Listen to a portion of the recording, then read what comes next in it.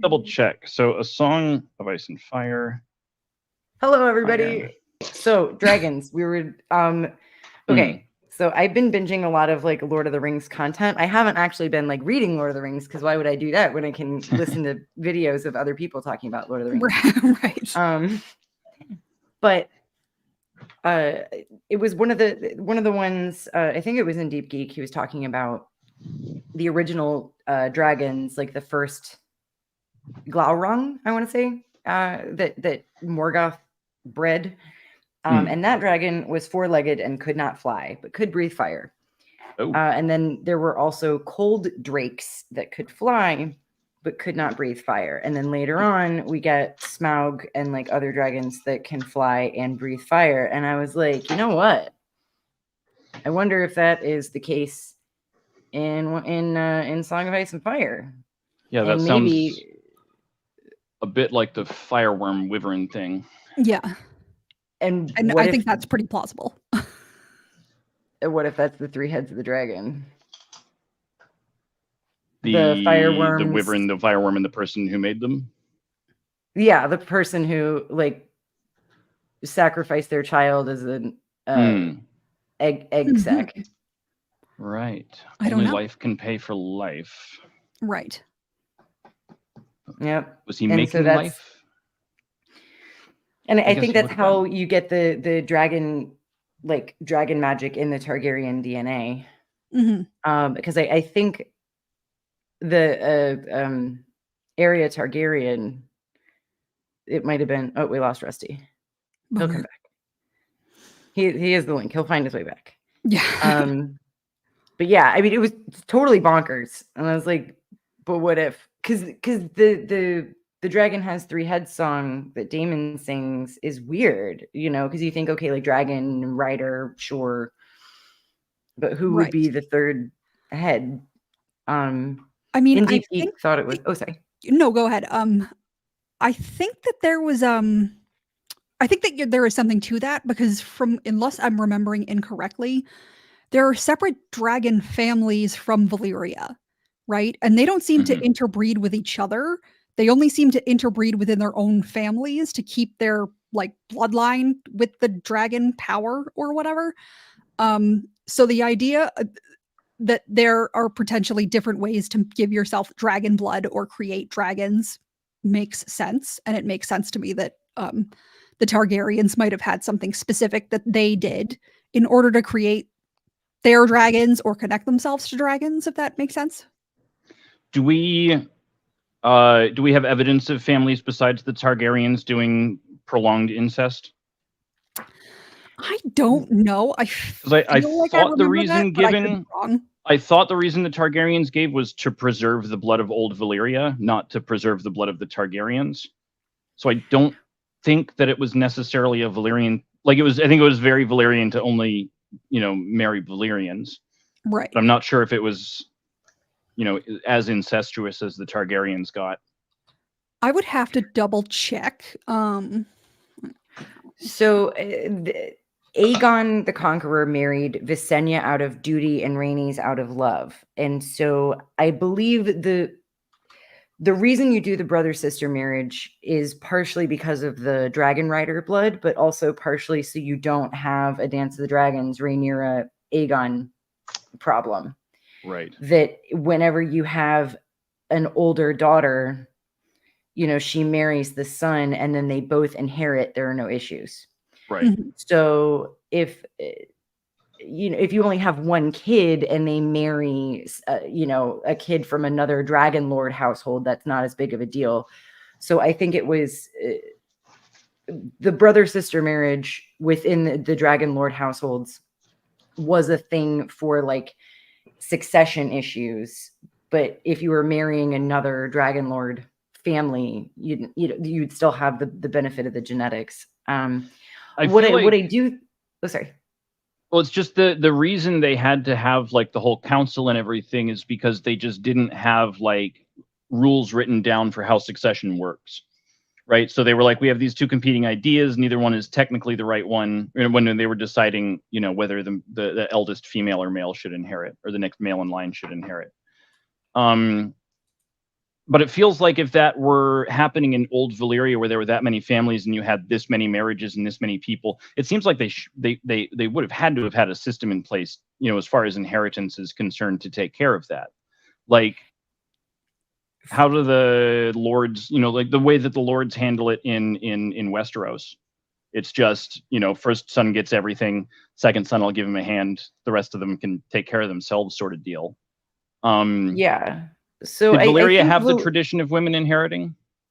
I think Valyria was more like Dorne, yes. Or Hmm. and when you think about it geographically, Valyria and the Oh. Royne were very close together.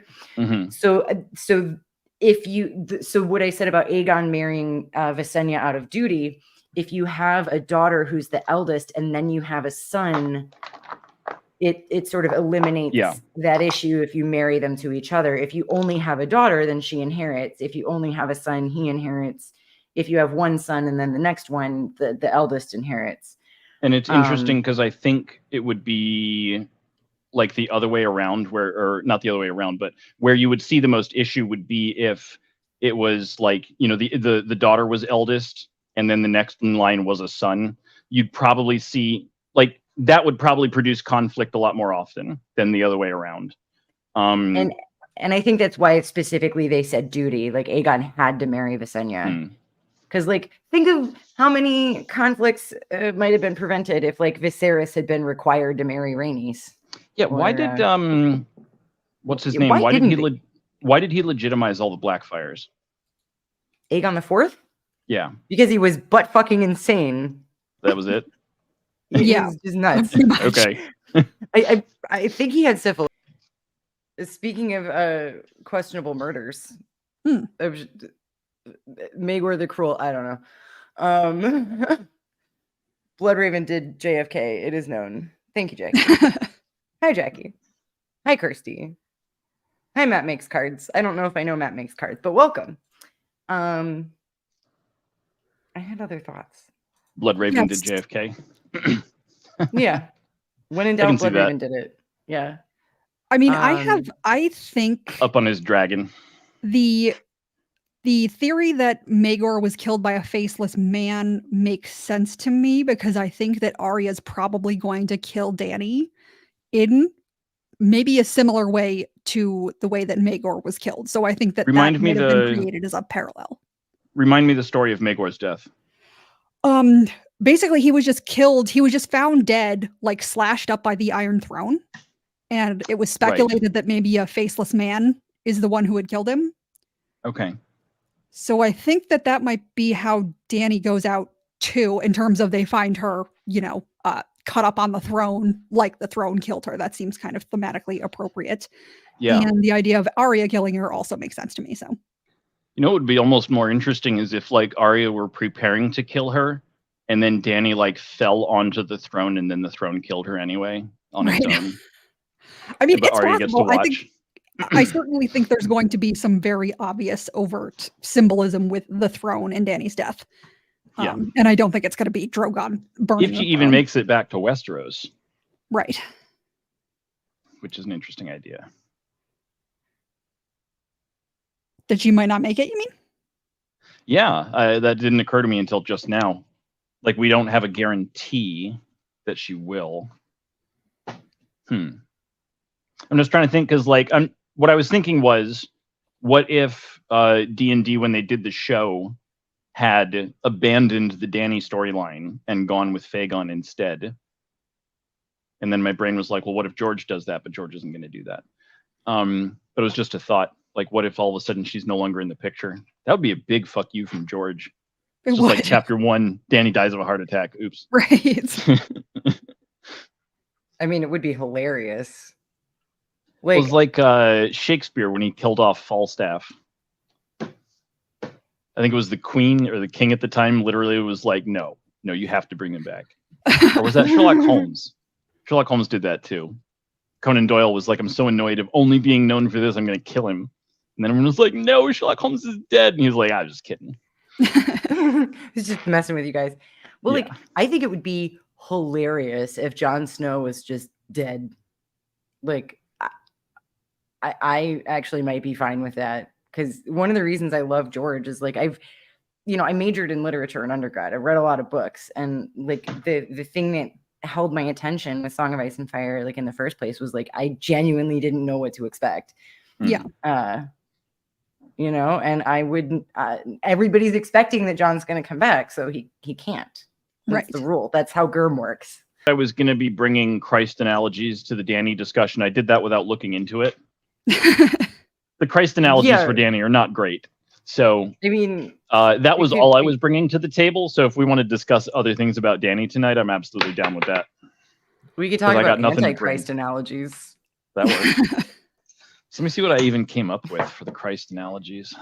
I mean, I thought your idea for characters that people tend to project themselves onto was an interesting concept. Yeah, so this actually like could be a whole essay. Like I could write a college paper on this. Harry Potter is one such character. I do not sport turfs. I do not like J.K. Rowling. I have not touched a Harry Potter book since I was like 13. But one of the reasons it was so, like the first book was so ferociously popular, it was two big reasons. But one of them is that Harry himself is sort of a blank canvas. Mm-hmm. Things happen to Harry. He's not so much an active participant in, he does things.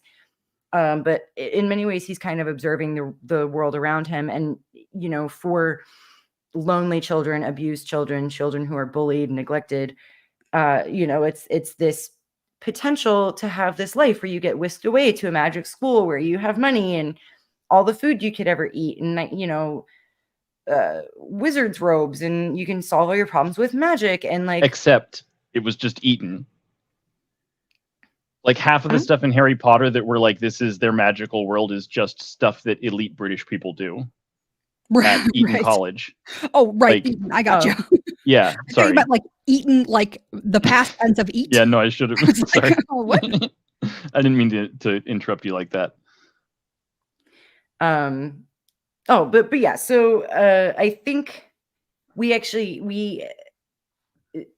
none of the characters I'm about to talk about are as blank slate as Harry Potter. But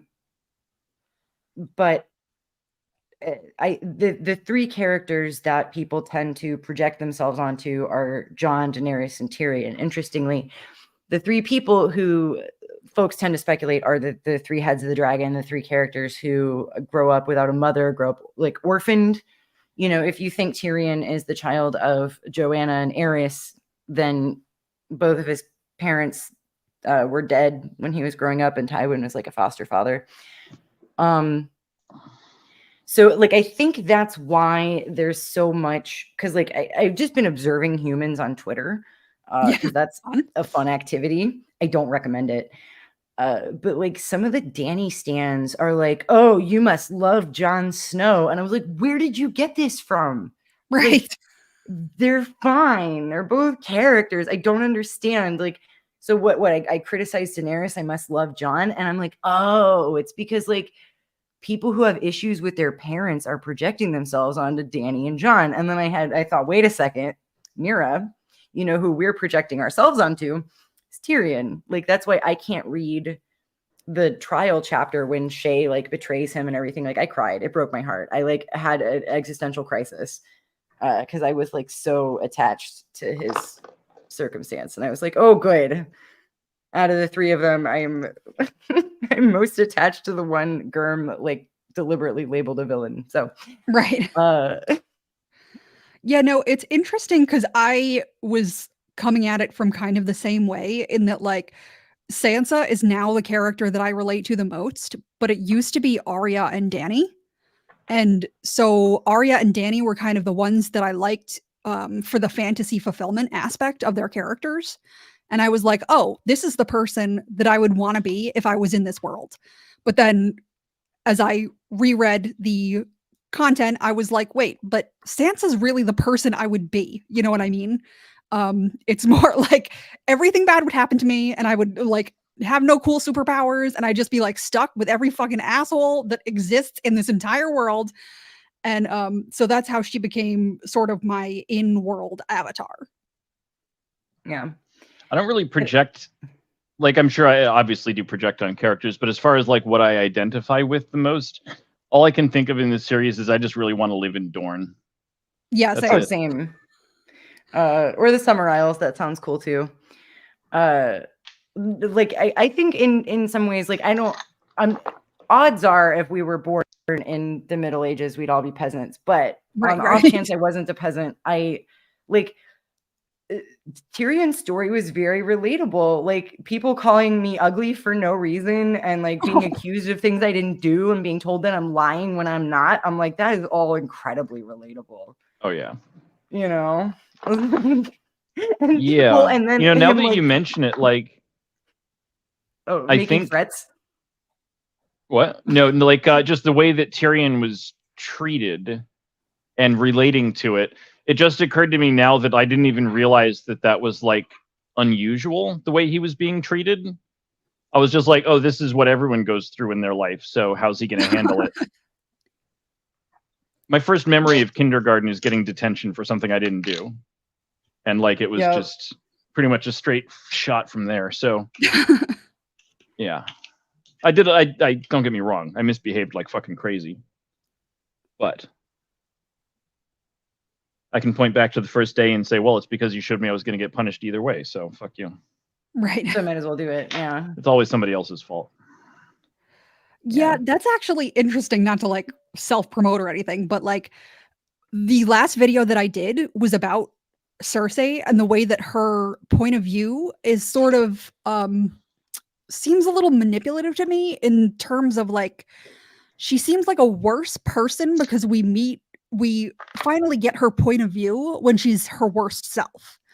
And she has a lot of things towards the beginning of the story, like Joffrey dying or Ned threatening the life of her and her children, that would be somewhat empathetic, but we don't really empathize with her because we don't get the opportunity to relate to her in that way. And by the time we do sort of get that opportunity, she's A, insane, and B, has already been fully established as the villain, as the antagonist for all of the people that we do relate to. Yeah. I almost wonder what it would be like to read this without being able to see inside her head at all. Just trying to explain all of her actions from the outside. I think it's actually an interesting inversion. Because the first two books, we don't get Jaime or Cersei. And, throughout the first book, I was very much like, okay, Cersei being sold off to Robert, who is abusive, and like, she just wants to look out for her kids. I'm like, all of this is very relatable, especially like, again, as a mom. And then Jaime, I'm like, oh my God, Jaime pushed a child out the window and he's the worst and he killed the king and he's horrible.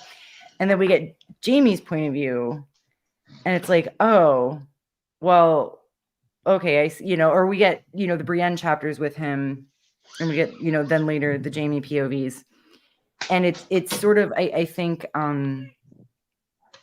because, one of the themes is people who appear ugly tend to be better people than the ones who appear beautiful. Yeah. And so Jaime starts becoming a better person when he like loses his hair and his hand and stuff. Right.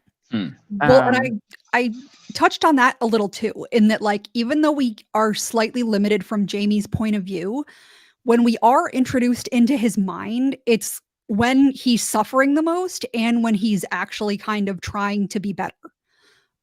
So contrasting that with someone like Cersei, where it's like, okay, she's literally like completely lost it. Her dad is dead and she's going ape shit on everybody. I felt like that, again, was maybe kind of an intentional point of view trick to alter the way the audience might perceive these characters, even if they're kind of more similar than they might seem. No, definitely. I wonder if the fact that Jaime and Cersei used to be able to switch clothing and pass as each other is going to come up again. I don't know. It seems like there must have been a reason for mentioning it beyond just the current exposition. I think some of it is about Cersei's narcissism. That she says part of the reason she loved Jaime was it was like looking at a reflection of herself. And I think that's the same reason. So this is, that was the thing I was going to say. So she seems relatable from the outside because it's like, oh, she's looking out for her children and she was abused. But all of that is coming from a very selfish place that like her children, that's all she has. And Joffrey is her, access to power. And so, she shit. doesn't treat her children well. Do you think she loves her children? Do you think she actually loves her children? I mean, I think she does in terms of like when she watched Joffrey die, what do you think she was mourning most in that moment? I think that she's just an extremely emotionally stunted person. So like the way that she loves probably isn't the way that a normal person would. You know what I mean? And it's certainly not as deep as a normal person would, but I do think she has an emotional investment in these people, and it does hurt her when something bad happens to them or when they die or when something, Yeah, and I think because we see that again, because we have her POV when Tywin dies, and she's very upset that her father is dead, but a lot of what she's focusing on is like the personal attack. Right. It's like, this is an insult to me. How dare, like, they didn't call me when my dad died, Right. And so like I think she loves her children to the extent that she can. Okay, chat was talking earlier about who they thought killed Maegor. I'm sorry. They said because his wife, who really didn't like him, is the one who found him, and they're like, she probably did it, is what chat was saying. Yeah, but she wouldn't have been able to force him down onto the chair, because that was the other thing about he was big and strong, even as a teenager. I've had 2 folks ask for my lawyer take about Malara Heatherspoon down the wall, so I'm going to hog the mic for a minute and be a lawyer. As far as mental state or mens rea, there is something called transferred intent. So let's say we don't believe that Cersei intended to kill Malara Heatherspoon just to shove her and hurt her and push her into the well, but that like she didn't want her to die. With intentional torts and with crimes of this nature, if you intend to commit a battery and punch someone in the face and then they die from it, the intent to commit the battery transfers and becomes intent to commit the murder or the manslaughter. Chacha said you don't just push someone down a well and then act surprised that they're dead. Yeah, and so like I think there's an argument to be made that a 4-year-old wouldn't know that pushing someone down a well would kill them. Maybe a not very bright 6-year-old. I think there's no argument you can make that a 10-year-old doesn't understand that when you push someone down a well, odds are good that they're going to die. So 6-year-old was kind of my own cutoff. Yeah. Well, so my thought process, and not to like, again, put everything on Tywin, but to sort of go to what Rusty was saying about like a 10-year-old who has been raised by someone like Tywin Lannister, who would have the kind of attitude that he does about killing people for his own convenience or to make his life better or to, for whatever reason he decides, that her comprehension of what it means to kill somebody and whether or not that is something she should do is obviously going to be hugely impacted by the person that she was raised by. Yeah. Yeah. And if I was the judge sitting on that case, I would certainly like if there was bona fide testimony that her father was a sociopath who taught her that killing people was okay. Right. Like that would be a mitigating factor at sentencing, exactly, but I'm not going to like not convict her, Yeah. I do actually want to talk about the law in Westeros oh yeah. Does anybody? Because there's so much of it that's not fucking written down. Is any of it written down? Well, Jaehaerys started to codify things. Okay. Because like, all right, cool. Thank you, Matt. We see Tyrion's trial. What other do we ever get a picture of like a lower level trial? I know that we see. Oh, right when what's his name is holding court in Maidenpool. Like, is that how it's done? You just have your lord sit up there and be like, yeah, scrub her crotch out with bleach, throw him in the stockade, hang those 5. Like, is that how it worked? That's it? Mm-hmm. Okay. So the codification or guidelines. Yeah, and Like no one's so coming out there to punish a lord for violating the law. Well, and so actually, I think that's what the codification was more for, because the lords Right. still had like privilege of kings on their own land. Right. There was the whole women's court. Yeah. So the women's was court, it Queen was Jaehaerys? Sorry. Yeah, good Queen Alysanne. It was that's it. Alimony or not alimony. Post-mortem alimony. Like if your husband dies, his son can't kick you out of the house. It's sort of like a widow's rights, life estate. Yeah. And then doing away with the right of the first night. So I think all of the things that Jaehaerys codified had more to do with the nobility and the ways that the nobility related to each other to prevent civil war and have some more uniformity like within the Seven Kingdoms. But like when it came to peasants, I think the lords could still do whatever they wanted on their own lands. Because like, what does Jaehaerys care about peasants? Right. So I mean, that's What did you want to talk about? Like, were there any particular aspects of the law that were interesting? So actually, way back when we started this, we were talking about Valyrian inheritance. I've also been hanging out on Reddit. I don't recommend that. Reddit is not a good place. I've been on there for a decade and a half. I made a Reddit for the first time like a week ago. Oh, yeah. And oh, that's right. I remember you were posting about that. I was like, why did I do this? But so people have been, for whatever reason, somebody was asking like, well, the Andals are okay with cousin marriage and uncle marriage. And I've been like in there correcting people. I was like, the Andals were not okay with uncle marriage, friendo. Fun fact for everybody in the audience, it was like 2 years ago, Rusty and I were like just chatting on the internet. And I believe he was going through the Song of Ice and Fire audiobooks for the first time. And I was like, hey, when you get to this part, like, let me know what you think of this. And, you know, like throwing theories. And we actually like theory crafted back and forth for like 6 to 9 months. And it was actually Rusty who first sent me an Alt Swift X video. So the only reason the Mirror Reads channel exists is because of Rusty. So I had no idea that I was the person who introduced you to that. Yeah, that's such a good channel, dude. Oh my god. And then I let it autoplay, and that was how I found Glidus. Hills, were there any succession questions that you wanted to address? Oh my god. Like every single one. Just, okay. It is true that a lord can't just randomly decide who they want to succeed them, right? The way that it works, theoretically, is the lord can name whoever he wants as the successor, as the inheritor. I hate to say heir because like the legal term heir is only someone who inherits from a dead person who dies intestate or dies without a will. Typically, if you're a lord, you are going to name your eldest son to be your heir. I'm just going to say heir, even though it's making my brain twitch a little bit. So like this is we see this with Sam Tarly.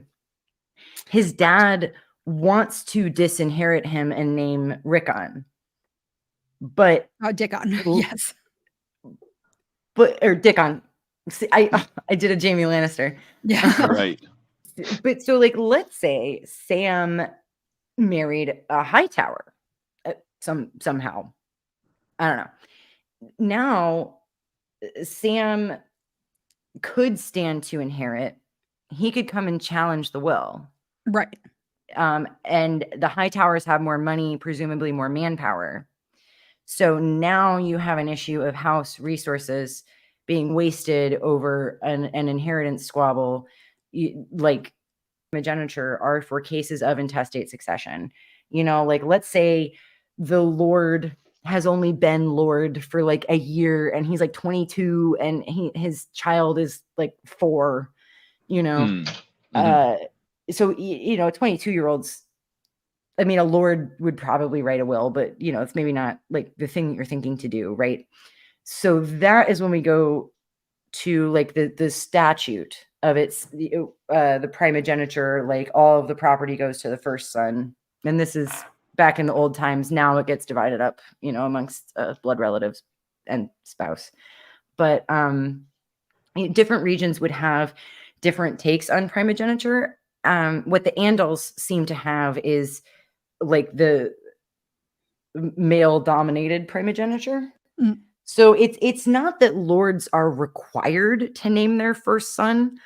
It's more just like common sense dictates that unless you have an extremely good reason, you're going to name your first son. And for a lot of the things that the lords really like to do, they present it to the people as the natural order, so that they can, anytime they want to bring the peasants to war, they can be like, we're fighting this unnatural thing, you know? Well, and I'm guessing there's obviously kind of like a self-serving reinforcement of the male primogeniture, because if you name someone who isn't your oldest son, then that would kind of lead your own inheritance into question potentially, right, too, if you're just like doing things willy-nilly or not. That is only an issue like if you weren't named. So like Rob, and I saw some people in chat. Hi, Taco. People like talking about Stoneheart and Rob's will earlier. That Rob is assuming that Bran and Rickon are dead. So in under like typical primogeniture, Rob doesn't have any children. So Bran would be his heir. Right.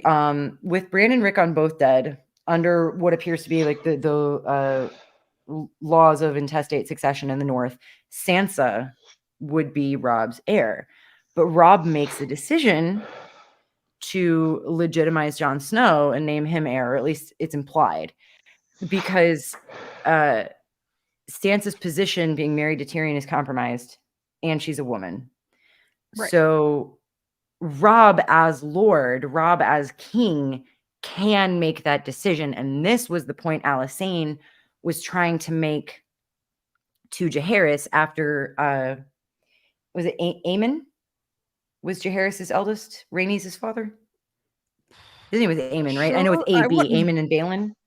Yes, Balon, yeah. I know was one of them, I think. Yeah, I remember that. Aemon and Balon. Yeah. That sounds like a children's musical group TV show. That is funny. Aemon and Balon. So, in terms of strict primogeniture, the child of the eldest child comes before the second child. So right. Aemon died, and Jaehaerys named Balon instead of Rhaenys, and Alysanne was very upset about this. Yes. But Jaehaerys as king could do that. And, right. You know, there are some practical reasons to do that. You know, Balon was very popular. Balon was a fully grown adult and male. You know, that's just going to provide for a smoother transition. But he didn't have to. When people talk about it has to be this way, it's when there's no will. And this is why, you know, the argument for all of season 1 of House of the Dragon, for a chunk of Fire and Blood, that all Viserys had to do was reaffirm that Rhaenyra was his heir, because he declared for her, announced that she was his heir right before prior to Aegon was born, and then never said anything else. And so his intent was unclear when he died. And so then we have to fall back on the laws of intestate succession, except which laws of intestate succession do we apply? Do we apply the Valyrian laws where it's the eldest child, or the Andal laws where it's the eldest male? Do you think this is going to end up being a mirror of what's going to happen with Rob's will? I think it's intentionally written so that it's going to be a problem. And some people are going to be like, no, Sansa should have it. No, Bran should have it. No, Rickon should have it. No, Jon should have it. Do you think Jane Westerling really lost the baby? Do you think she really drank the tea, or do you think a baby? Do you think? Yeah. I'm sorry. Do you think the mother is lying that she drank the moon tea? or the whatever the abortifacient was. So I think the implication, because there was another, it was one of Maegor's, I think it was the original Jane Westerling, was married to Maegor and had the same thing happen, that she was drinking a fertility tea that actually turned out to be moon tea, and then Maegor like killed her and her family over it. I could be totally misremembering that, but I don't think I am. So I think the mother is telling Jaime the truth, that I don't think there ever was a pregnancy. I think she's been chugging Plan B like it's candy, Right. and may never be able to get pregnant again. You know, it'd be crazy if it did like a delayed pregnancy thing, and then like 2 years later she just pops out like Rob's heir. Yeah, no, I think Rob's bloodline is just kind of like doomed. And all yeah, Rob died. Rob's personally, yeah. He died without issue, as they say. Did Jane think she was pregnant, or were they making her drink the abortifacient and just in case? I think just in case. Okay. Yeah. For some reason, I was under the impression that she was like definitely pregnant, but now that you guys are refreshing my memory, I think you're correct. What it was is when Catelyn first meets Jane, she remarks that her hips are narrow, I want to say. Mm-hmm. And then later, when Jaime sees her in the original copy of the book, her hips were wide. So people were like speculating, like, oh, it was like a body swap, or like, oh, no. Her hips were wide when Catelyn met her, and then narrow later. I don't know. George straight up said it was a mistake. That was actually taken out of subsequent like publications of the book. Sorry, I feel like I keep interrupting Hills. Oh no, you're good. I think that as far as the Jane thing goes, I think the obvious implication is supposed to be that she was like unknowingly kind of like a honeypot for Rob. That Sybil Spicer had the agreement with the Lannisters before Rob even met Jane. So with that in mind, that obviously she would have been planning for Jane to not get pregnant from the start. I think it would be way, way, way more interesting if she did it on her own without communicating with the Lannisters. Because it's implied, remember when they go to take the crag, they're like, I don't remember exactly what it was, but for some reason I got the implication that they were like, I know they were on the other side, obviously, because they were besieging it, but I got the implication that they were like cozy with the other side, and that's why this small house felt so comfortable holding out, even though it was surrounded by foes. So if she just looked at the situation and was like, you know what, I bet Tywin would reward me for doing this, or maybe this is the only way my house is going to survive is if I do this. It would be amazing if she did that on her own, without any communication from Tywin. Yeah, I think she did a Roose Bolton or a Walder Frey or a Littlefinger, where she saw an opportunity, and it's a win-win for Sybil Spicer. Right. That either you throw your daughter in bed with the king and he wins and she's a queen, or you throw your daughter in bed with the king and cut a deal with Tywin, and now you're marrying off your kids to higher stations, and you have the favor of the Lannisters and whatnot. Jane has siblings. I think Sybil was more concerned about Jane's brothers. Which would make sense. Because so the problem is Tywin served her a poisoned chalice. Tywin promised joy to one of Jane's brothers, and then Sybil finds out when she talks to Jaime, she finds out that Joy is a bastard, and she loses her shit because she's like, I did all of this for nothing. Right. I mean, she did all of that, and so then Tywin didn't murder her whole family. Right. Right. Exactly. Yeah. But so that's why you don't do sneaky, underhanded things and use your daughter as a honeypot, because that's gross and weird. Right. Yeah, so that's what I was getting at this whole time, is just that she's a stone cold bitch. She is. Yeah. Well, Maggie the Frog, like, straight up did that. And I don't think she was apologetic about it at all. Right. Right. I mean, wait, what did Maggie the Frog do? Married Lord Spicer. Oh, after giving him a love potion. Oh shit! I forgot all about that. Yeah. Yeah, that's weird, and like no one thinks that that's crazy. They're just like, yeah, there's a witch who lives in that swamp. She used to be married to a lord. Oh, okay. So like, why doesn't she still have That's like just lordly Sybil Spicer's things? grandma. Right. So much for widows, right? I So wonder yeah, if I wonder if she wasn't quite as like, witchy and haggish as Cersei remembers her as a child being. She was probably just like, Old. a fairly normal person who lived, fairly secluded and maybe had a wart on her nose. And all the Right. children like remembered her as this like monolithic, scary thing. right. Oh wait, Hills, what were you gonna say? Oh, just that so I think the only thing in terms of Jane Westerling's future prospects, it's obviously going to be a problem, A, because presuming the Starks are going to end up on top in the end, and B, like most people with any discernment are going to understand, oh, this woman used her daughter to get her son-in-law killed, so that would make her a less appealing potential match. Not necessarily. It's only obvious to Jamie because he has that interaction with her where she basically like fesses up to everything. Right. As far as Sybil's public stance on it would be, Rob attacked our castle and we were just trying to do the right thing and and not commit war crimes and he Right. deflowered my daughter and what else was I going to do? And I assume Jane could like marry a Craycall or something like. Again, it's weird because of obviously like the nuances of the interpersonal dynamics, because obviously because she is a Spicer, people tend to mistrust her more just based on them kind of being known as social climbers. And then again, vice versa, that like the Starks have the reputation of being like the good, honorable people. So doing anything negative towards them could be perceived poorly. But you're right that it could just always remain a secret or an assumption that she had no idea that she was kind of like a helpless bystander.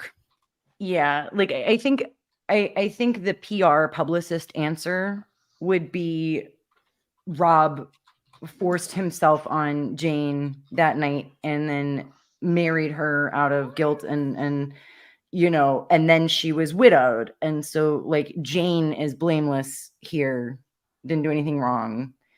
Well, and to be fair, that so, is true. Like, she really is probably completely blameless in terms of like what happened. Yeah. I mean, if people thought that Sybil had planted Jane in Rob's bed, if Jane knew that Rob was betrothed, right? Her mother might have sent there. It's possible her mother sent her in there, not explicitly telling her to sleep with him. Right. Just saying, give him comfort, and then just she let, two 16-year-olds do what they're going to do. So yeah. I actually have a question about the Lysa thing and her fertility, because I always thought... Lysa Arryn? Yes.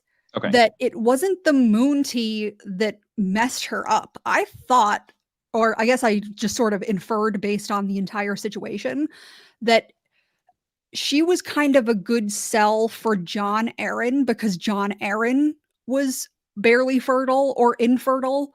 And because Lysa, like obviously Lysa would have been hard to marry off given that she was no longer a virgin, but because Hoster could say, no, she's already gotten pregnant and she's only had sex once, so obviously she's very fertile, that would have been like a selling point for their marriage. So that perhaps, that could actually be legitimate, that she is still very fertile, but because she was matched with Jon Arryn, they had so many miscarriages and a sickly child.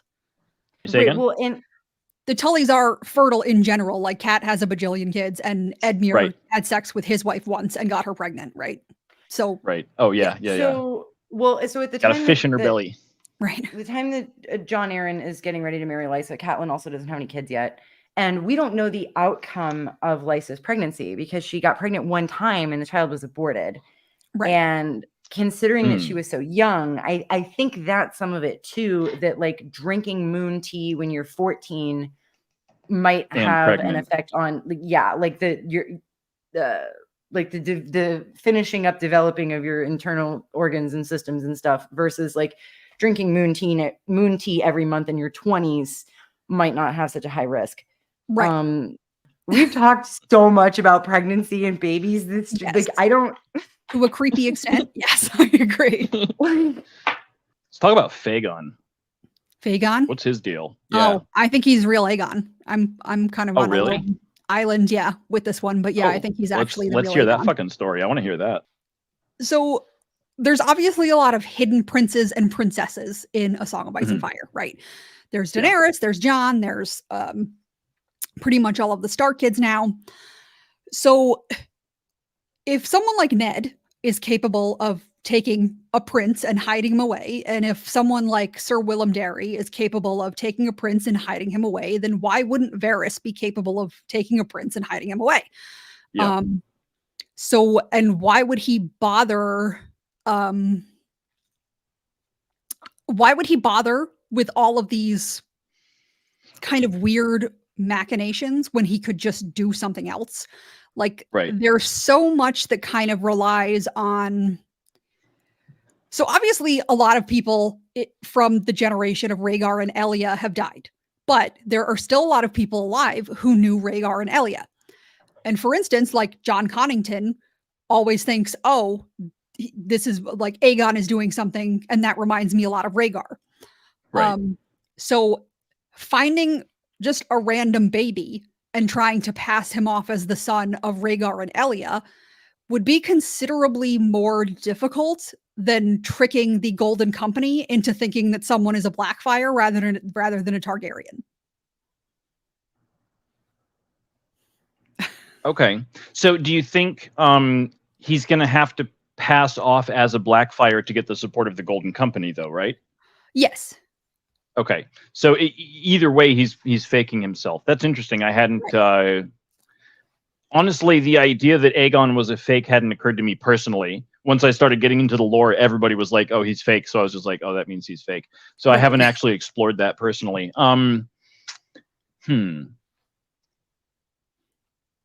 That's interesting. So Varys sneaks him away during the sack of King's Landing. Yeah. Brings him to the cheesemonger, I assume. Right. Okay. And he raises him. Interesting. Because that would, yeah. Because that would make Tyrion correct, which would make more sense. For Tyrion to come to the wrong conclusion that quickly would be odd, right? Mm-hmm. Yeah.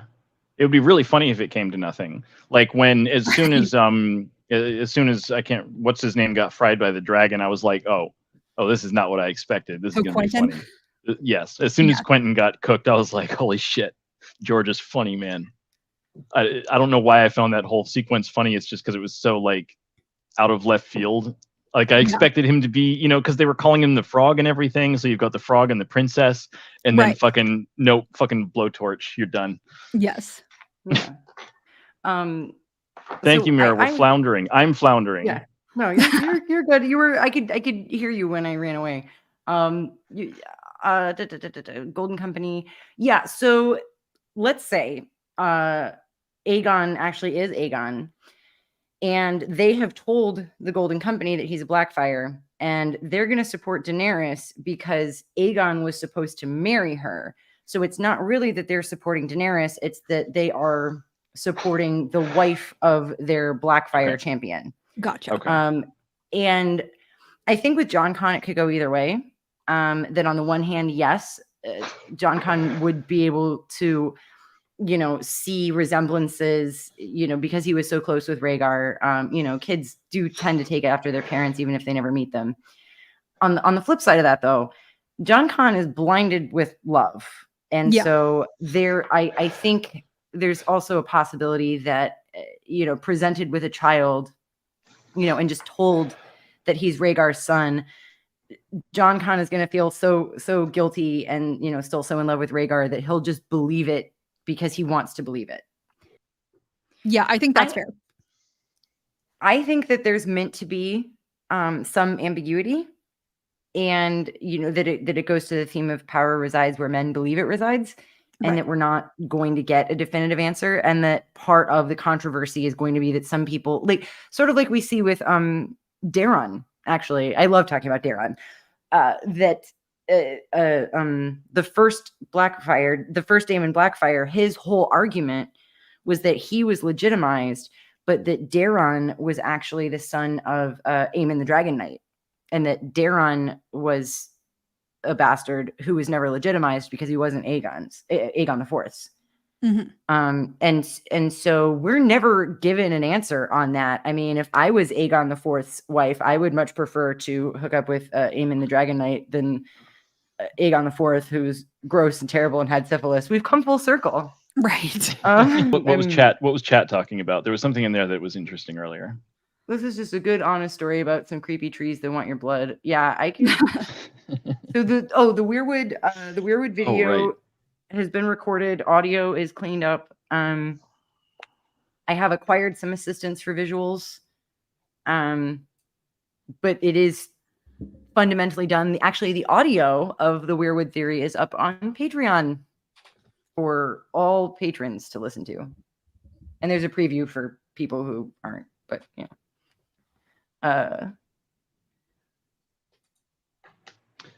So the chat was talking about, when I was talking about George wanting to turn into a wolf, chat was saying that George wants to be a dragon. The fact that he said that he said that if he had a dragon, he would take it to Russia, and someone else said that that was code for George telling us that there are wild dragons still living north of the wall. Okay, sure. Which I would like to talk about. I don't. I don't. No. How did they get north of the wall? Because they can't pass south of the wall, right? So if they were up there wild already, they couldn't come back south because they can't cross the wall. I wonder how long. Like the magic of the wall doesn't extend into the ocean, does it? No, but okay. I mean, wild Westerosi dragons would have been from, the Dawn Age or thereabouts, Age of Heroes, maybe. I did like this comment from Justin. What about the lands of always winter being connected to the Far East, Grey Waste and Essos? Yeah, so I think in like a North Pole kind of sense that there might be Fey magic that is able to traverse that direction, like in the same way that like the one end of Siberia over on like the Pacific coast, like north of Japan, is connected to Sweden. Sure. But I think as far as the way that the stories traveled for humans, I think that the five forts and the wall were constructed for the same purpose. So like if we have the globe here and the Fey demons at the North Pole coming down in two directions, that the stories traveled south along with the Dragon Lords, the original Westerosi Dragon Lords. I absolutely believe the Dane Dragon Lord theory that the Danes came from the Great Empire of the Dawn and like transplanted their myth to Starfall. I half agree with you on that. I don't think that the Danes were Dragon Lords, but I definitely think they're from the Great Empire of the Dawn, obviously. Or not obviously. Yeah. It's not a guarantee, but the way that they look and the weird similarities with Valyrians, I think they're both offshoots of the Great Empire of the Dawn. Yeah. And I think so. Part of it, before the Arm of Dorne was broken, anybody sailing along the southern coast of Essos would have, and I say this a lot on live streams, it was just a very exciting realization for me. They'd be sailing along the southern coast and there's all this desert in Dorne, and then you get to like Starfall and the Red Wine Strait and Old Town, and it's like, okay, like this is a place we could actually stop. But so we see the fused black stone, and it's not that the fused black stone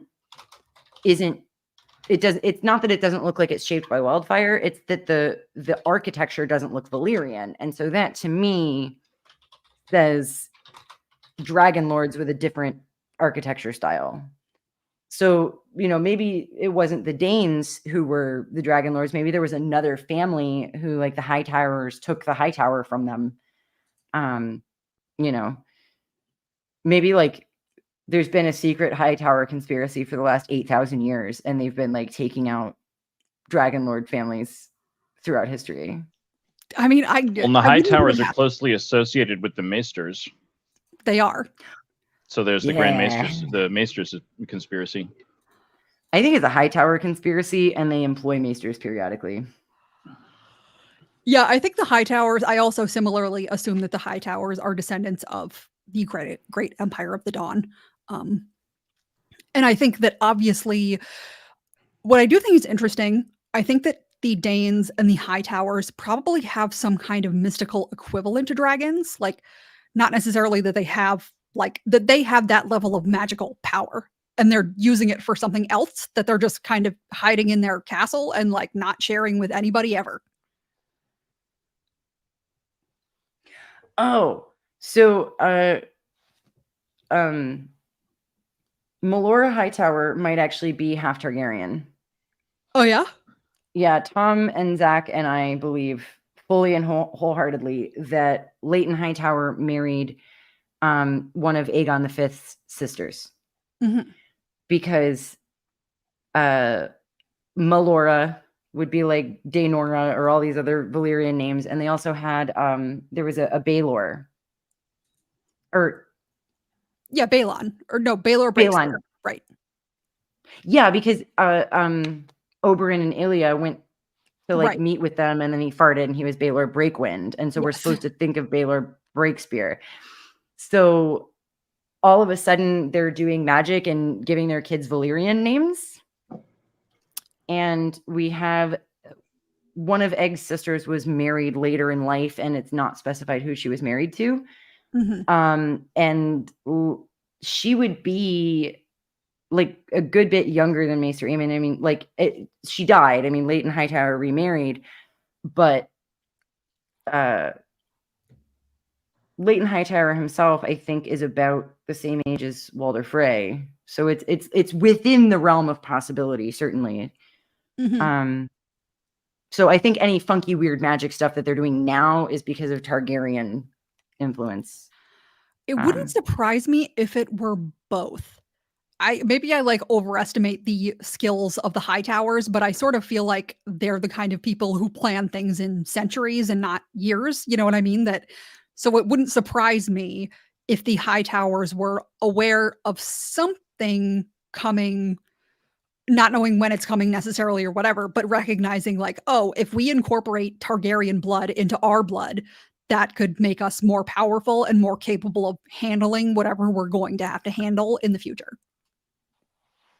I have nothing to add to this conversation. Oh, okay. You guys are the lore people.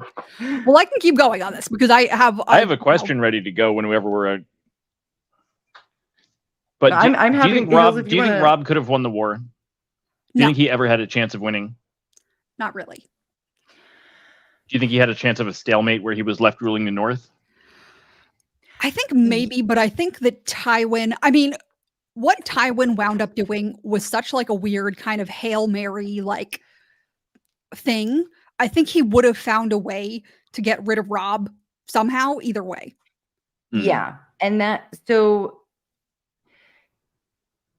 the two things that would have at least kept Robb in the running for a lot longer was sending literally anyone else to meet Tywin the first time, because it was separating Roose Bolton from the rest of the army that like allowed his forces to be decimated to begin with, because Roose was always sending Stark loyalists out in the vanguard, right, and so that at the end we only have Bolton loyalists, and sending Theon Greyjoy to treat with his father, either sending literally anyone else, or just not sending anyone. That would have bought him a considerable amount of time, maintained a significant portion of his army, and he wouldn't have lost Winterfell, because I feel like he could have offered Balon something that would have worked. Well, no, the whole point, he read the letter and he was insulted. No, that's what I mean, is that the way Robb framed it, I think, was insulting, but I think that if he'd handled it tactfully, then he could have come to a negotiated understanding with Balon. Yeah, I just don't think he had the tact. Balon is still salty about Ned, and Robb is Ned's son. Right. I don't think that was going to pan out regardless. He would have to it was- play it. He would have to play it as if Balon had the upper hand, right? As if, you know, Balon were dictating the terms, that sort of thing. Make Balon think it was his idea.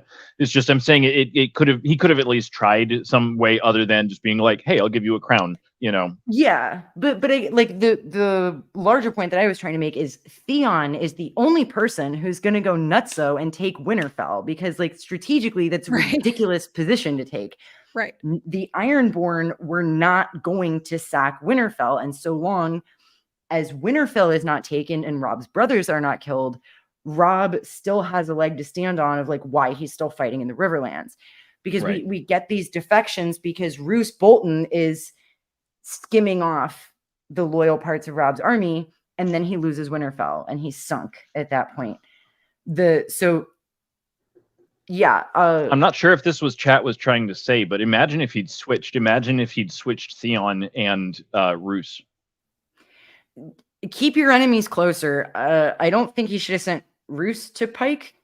Would have been fucking fascinating though. I think Roose would have just conspired with the Greyjoys instead of the Lannisters. But I think Balon probably would have, whoever he sent, if it wasn't Theon, Balon probably would have taken them. Would have just killed them. And actually that might have worked out for the best. Because Ramsay wasn't right, because it takes Roose out of the picture for the rest of it, whether he's dead or hostage. And then we've got Theon, you know, doing dangerous stuff. Yeah. So I think the final. So let's say he sends. Oh, here we go. Robb sends the Karstarks to fight Tywin instead of the Boltons, right? Because now the two Karstark sons are not going to be killed by Jaime Lannister. All right. Right. Step 2 is just don't send anybody to Pike. And then Balon is going to attack the Stony Shore and, you know, whatever. I'm sorry, but that was going to happen anyway. And then when Robb goes to run around in the Riverlands, explicitly tell Edmure Tully what the plan is. Right. So Edmure doesn't go out and fight Tywin. And then Tywin isn't able to make it back to King's Landing in time. I think those 3 things having like been done, Tywin would not have had the opportunity to plan the Red Wedding. Robb wouldn't have been fighting at the Crag when he was. I mean, Sybil Spicer still might have tried something, but Walder Frey on his own was not going to do the Red Wedding. Right. It was the Red Wedding was Roose Bolton. Like Walder Frey was nervous. Like he wanted no part of it. Now his family's cursed, right? Because they broke guest right. So, where's it going with those? Yeah. The problem then that you're faced with is Stannis wins on the Blackwater, right? And Robb has not put down his crown, so Robb's only option, practically speaking, if Stannis wins on the Blackwater, is to apologize, swear fealty to Stannis, and go home. Yeah. Which, was Robb going to do that? I don't know. Like, his mother could have talked him into it. I feel like, given like what kind of a rule follower he was, like that would sort of be an acceptable end to him. For him, it'd be easy for him to turn around and say, "My father's been avenged." You know, that's what this was about. I think that is true for Game of Thrones Robb. Yeah. And early Clash of Kings Robb. Storm of Swords Robb? I don't know. Because he becomes attached to the crown once he has it. And that's one of the themes that we see in the story is, you know, even people who don't necessarily desire power, we see the way that it corrupts people. And this is one of the ties to Lord of the Rings. I love it.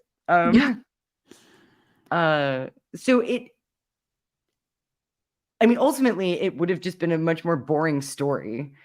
Because although, like chat, just brought up, remember when they were discussing, just before they declared him the King of the North, when they were discussing who they were going to ally themselves with, Robb was saying, you know, when you basically, I think he was parroting his father and saying we should go to Stannis because by law, you know, that's where we should go. So yeah, I honestly think that his mother could have, if he was having struggles with it, I think his mother could have talked him into. But with what you're saying, with him being a changed person by that point, so I didn't mean to cut you off on that. I just saw that in the chat. So yeah, and like, so I think if Robb was going to declare for a king, it would be Stannis, like no question, because like I think Robb would have taken the same. Like had the same opinion about Renly's campaign that a lot of people did. It's like, why are you doing this? Like, by what right? Yeah. You galloping moron. Right. I think that would probably be, I mean, if we're talking about that time too, like at the time of the Blackwater, I do feel like Robb probably would have been like, okay, I've got Sansa back. We know that Arya's like missing somewhere. But obviously like Stannis is a better ally than enemy. And that there's just like not, what is the motivation to fight him? Like there's not a blood feud. They're basically kind of on the same side anyway. So. Well, the problem is Stannis is so rigid and unforgiving that if Robb doesn't take off his crown and surrender by the appointed time, Stannis will have a blood feud now. Right. So it's Stannis will be like, well, I like you, but I have to execute you for treason, man. Right. That's just what the rule book says. It's not like, Ned would have done the same thing, bro. So Robb would, if he got past that point, then Robb would probably, Stannis would probably let him take the black, but Robb might have to smuggle himself out to the Night's Watch and take the black secretly before Stannis finds out. But it could still work. What just happened, Mira? Okay, so I've been working on a series about with Tom and Zach. It's their series. I've just been helping. But the corrupt elections. And so we recorded the footage for the election of 233, the one where Aegon V was elected. Oh. And we figured it out, like who moved what and where, because that was not legitimate. By the laws of intestate succession and male-dominated primogeniture, Aeryn's son Maegor was the rightful heir to the throne, period. End of discussion, no question. There should not have been a great council. There should have been a regency. So why was there a great council? And there is some weird Maester involvement because Maester Aemon was involved. Bloodraven was involved. Yeah. And then we have Egg's sister marrying a Hightower. When is this video coming out? As soon as Tom's migraine is over. Okay. And he finishes editing it. Because this one, he's actually doing some editing. Did you watch the first one?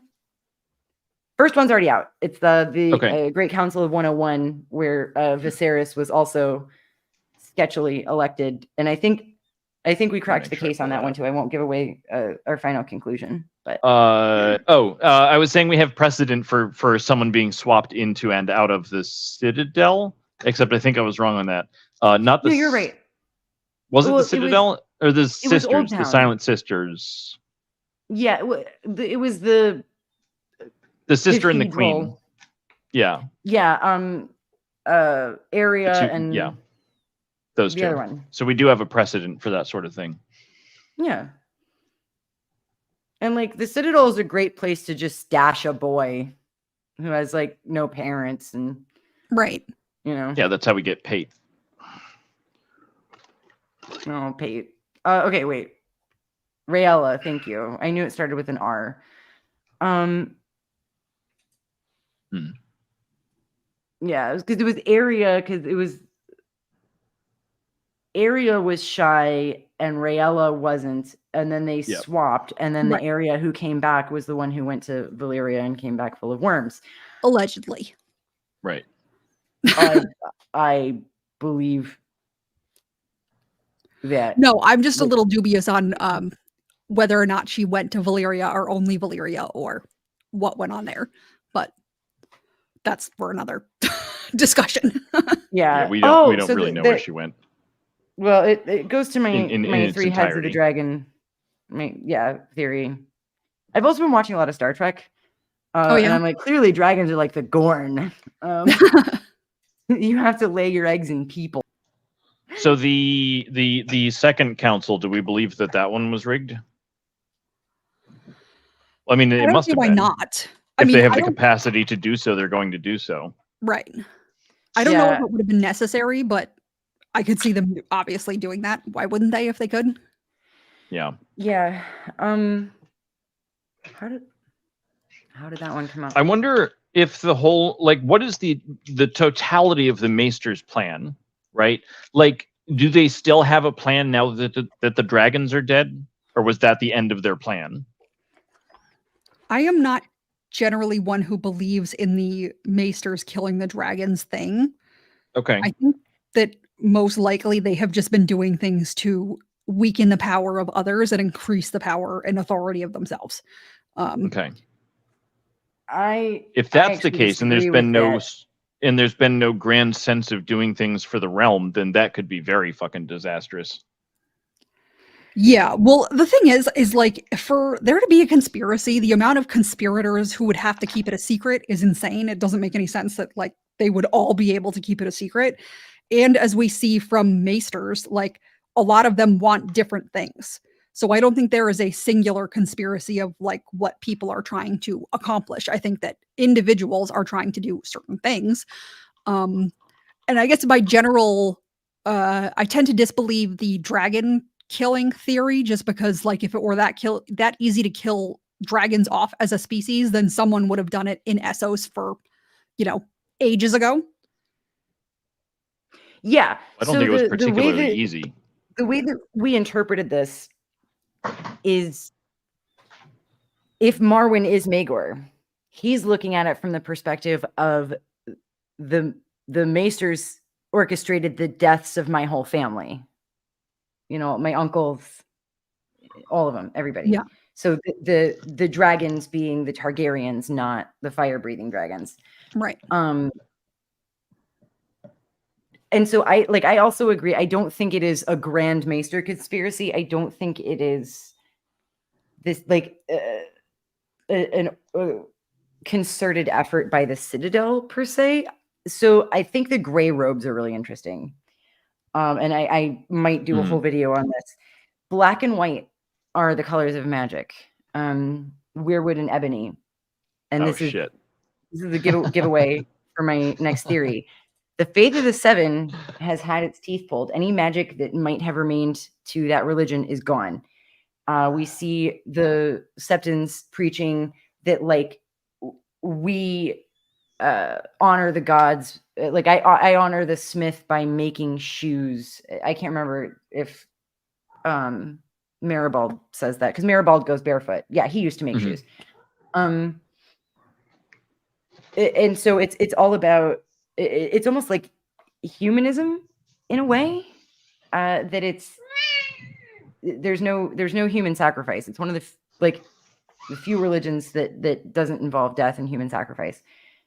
Unless you believe that the faceless men are an offshoot of the faith of the Seven, which is are there miracles attributed to the faith of the Seven? Like, is it like Christianity where like it used to be magical, but it's not anymore? Yeah, from back in Andalos and Hugor of the Hill and stuff. And so I think there were like two groups of Andals that split. So there were the Andals who went to Westeros and like don't have magic anymore. And there were the Andals who were enslaved by the Valyrians who then became faceless men, because it's interesting that both faiths have this tenet of, because the Seven is actually 7 aspects of the one God, right? Mm-hmm. Which is what the faceless men teach, is just more than 7. So a follower, an Andal follower of the faith of the Seven who is enslaved in Valyria would take this concept and be like, oh, you know what, maybe all of our gods are actually aspects of the 7, and now I'm going to be an assassin. And now there is a human sacrifice element to it. Chat pulled up the quote from Marwyn. Ask yourself why Aemon Targaryen was allowed to waste his life upon the wall when by rights he should have been raised to Archmaester. His blood was why. He could not be trusted no more than I can. Yeah. So that was... So he's not saying his blood couldn't be trusted any more than mine can. He's saying he couldn't be trusted any more than I can. So I'm not entirely sure it's... if he's saying that it's the same thing. Like, I thought it was pretty cool. No, I think it's a good argument. I think it's I'm like sorry, I got distracted. One of those Yeah, things. no, you're fine. Like I was looking at chat. It's not definitive. I like the other idea. part- I like the first part that I heard, the black and white and the gray with it being magic. That's yeah. So that's awesome. Yeah, because where we see this is crazy. Okay, so this is spoilers. Do you think for it's my next theory vestigial? video. Because like the maesters are all like magic isn't real. This is, you know, and they lock you with the glass candle to drive that point home.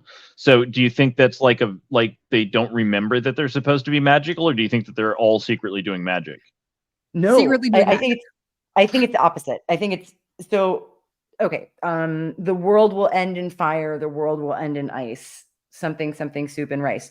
They're both bad. Dragons are bad. Right, dragons are bad, and werewolves are bad, and the werewolves, unseelie fae are bad. Oh, the Starks are werewolves. Absolutely. Okay. You're freaking okay. So this is why I want to do a Lord so of the Rings no matter episode. so no matter right so Stark or Targaryen, you're evil. No matter who either wins, way. everybody loses. Yeah, because you're forming blood pacts with demons. I'm sorry, it's not a good look. So well, if there's no heaven or hell, it's I mean, not there's about no heaven eternal or hell. consequences. I'm just morally opposed to human sacrifice. And well, okay. So here's the question, though: if magic were real, and you could sacrifice one human to, I don't know, preserve the lives of more than one human, is that something that would be, you know, morally acceptable? This is the exact question that Davos answers when it comes to sacrificing Edric Storm. Okay. And Davos says, that's not a world I want to live in. That doesn't answer the question, though. Right. Well, so this is what I'm saying. It's not that's a world like putting your fingers in your ears and just like, you know. Well, okay. I want to get through this one point, and then I think it'll make more sense. So the places where we see black and white are the House of Black and White, the doors there. The House of the Undying, which I've already long ago established as a parallel to Bloodraven's Cave, and the Undying ones are worshippers of the Fae. And Tobomot's doors in King's Landing, Tobomot, who is a Kahoric. And the Kahorics are notorious for worshiping the black goat and performing human sacrifice. Ice is bad. Fire is bad. What do you get when you mix black and white and you meet in the middle? You get gray. Neither black nor white. Davos is a gray man. Davos does not believe in human sacrifice. The Faith of the Seven is the one religion that doesn't believe in human sacrifice. The Maesters are against human sacrifice and incest. I think people are looking at it the wrong way. We are being given the story from the perspective of the antagonists. The Starks and the Targaryens are monster worshipping human sacrificers. Right. They're not good. Yeah. You know, and this is the Lovecraftian element. I'm not saying individual Targaryens have evil in their hearts. You know, I believe Daenerys thinks she's doing good things. Sauron, okay, the Targaryens are super Sauron coded. I'm so excited to just black and red, and like Sauron allied with dragons, and he lived in a volcano, and he smelted metal, and he enslaved people, and he was Myron. Before he was Sauron, he was Myron. His name was Admirable.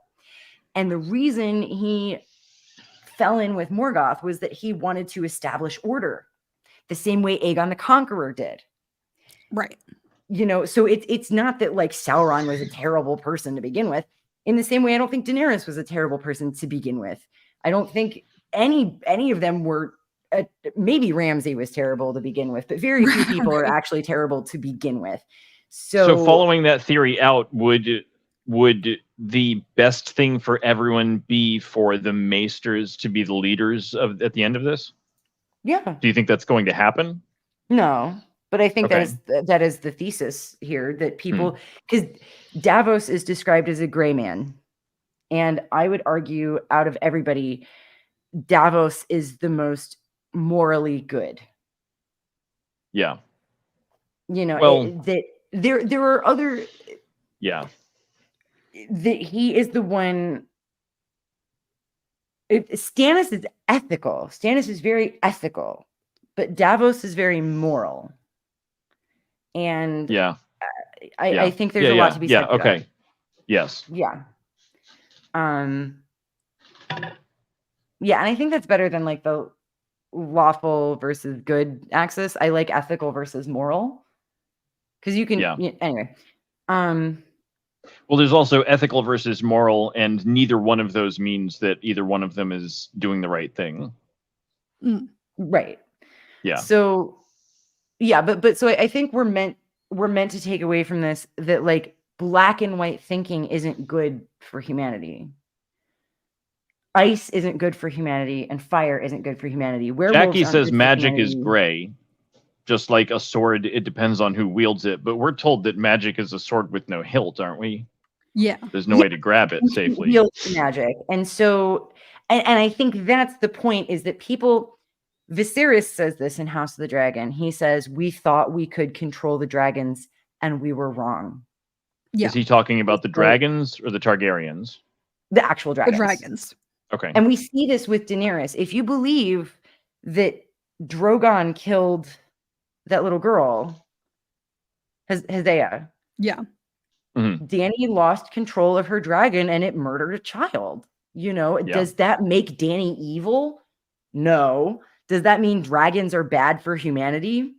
I think so. I think there's a good argument to be made that humanity would be better off just without dragons.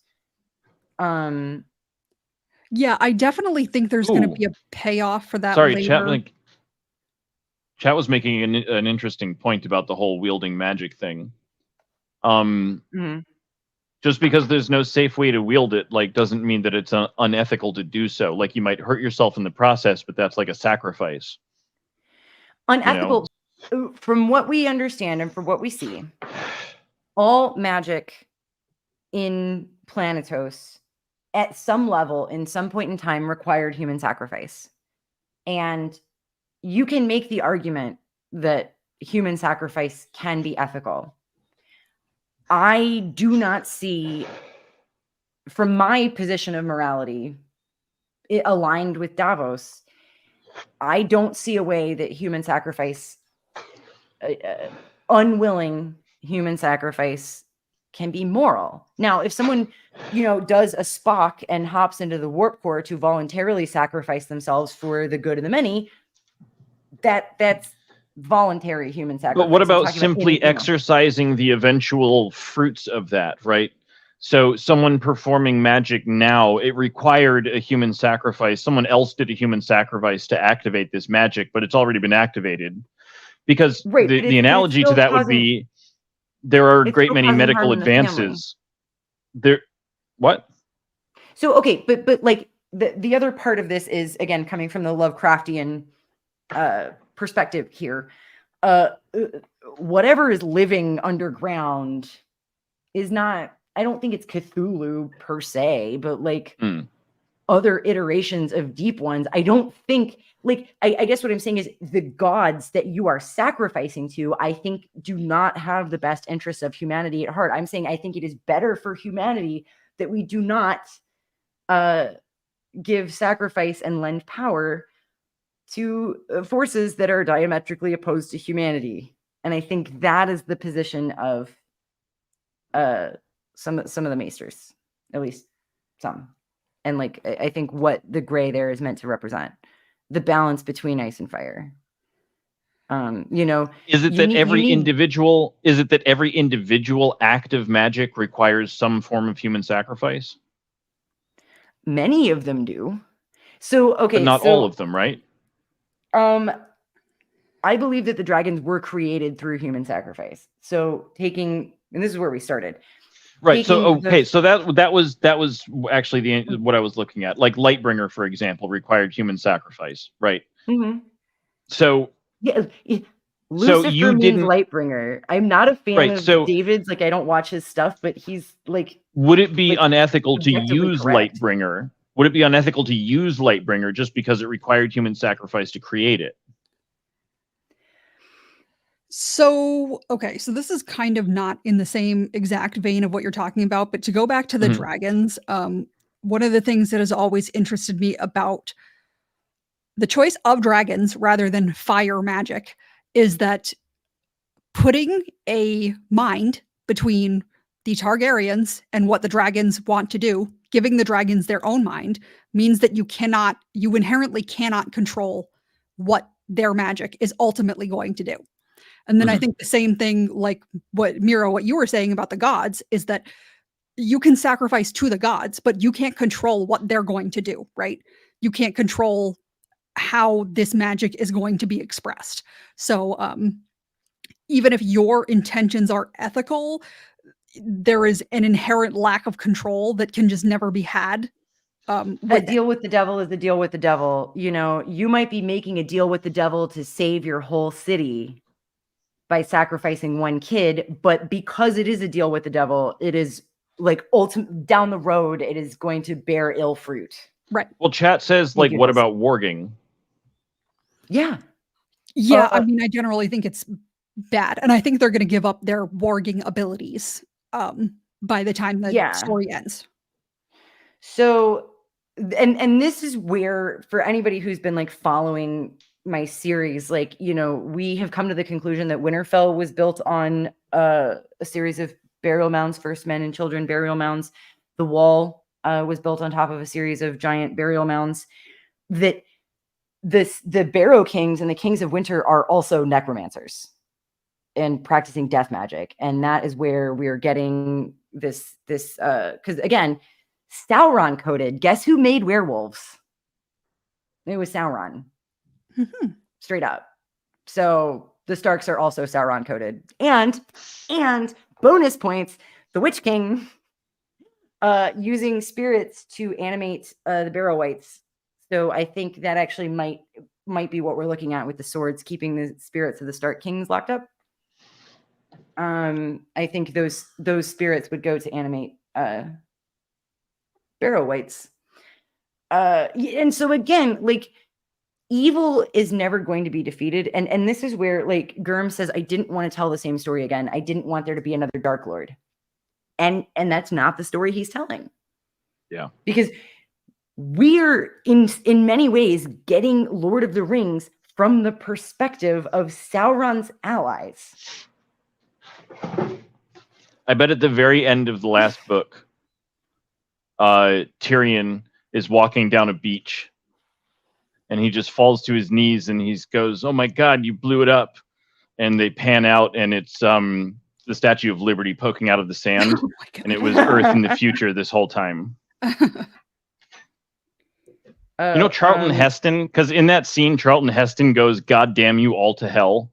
In order to get that scene past the censors for being blasphemous, Charlton Heston said, no, my character is actually praying to God in this moment to actually damn all of humanity to hell because he's so distraught. And the censors were like, okay. I mean, I can believe it.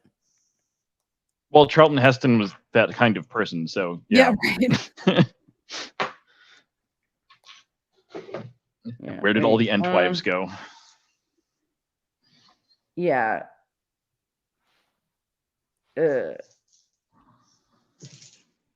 Somebody asked about Samwell. I think Samwell's in a similar boat. Samwell has gone to the Citadel to learn to be a maester. And Sam has gone from a black character to a gray character, much like Davos identifies himself as a gray man. Because Sam, to me, also is the other character who we see, like, he might break rules, so I can't say he's entirely ethical, but does his utmost at every turn to do what is morally correct. Yeah. Yeah.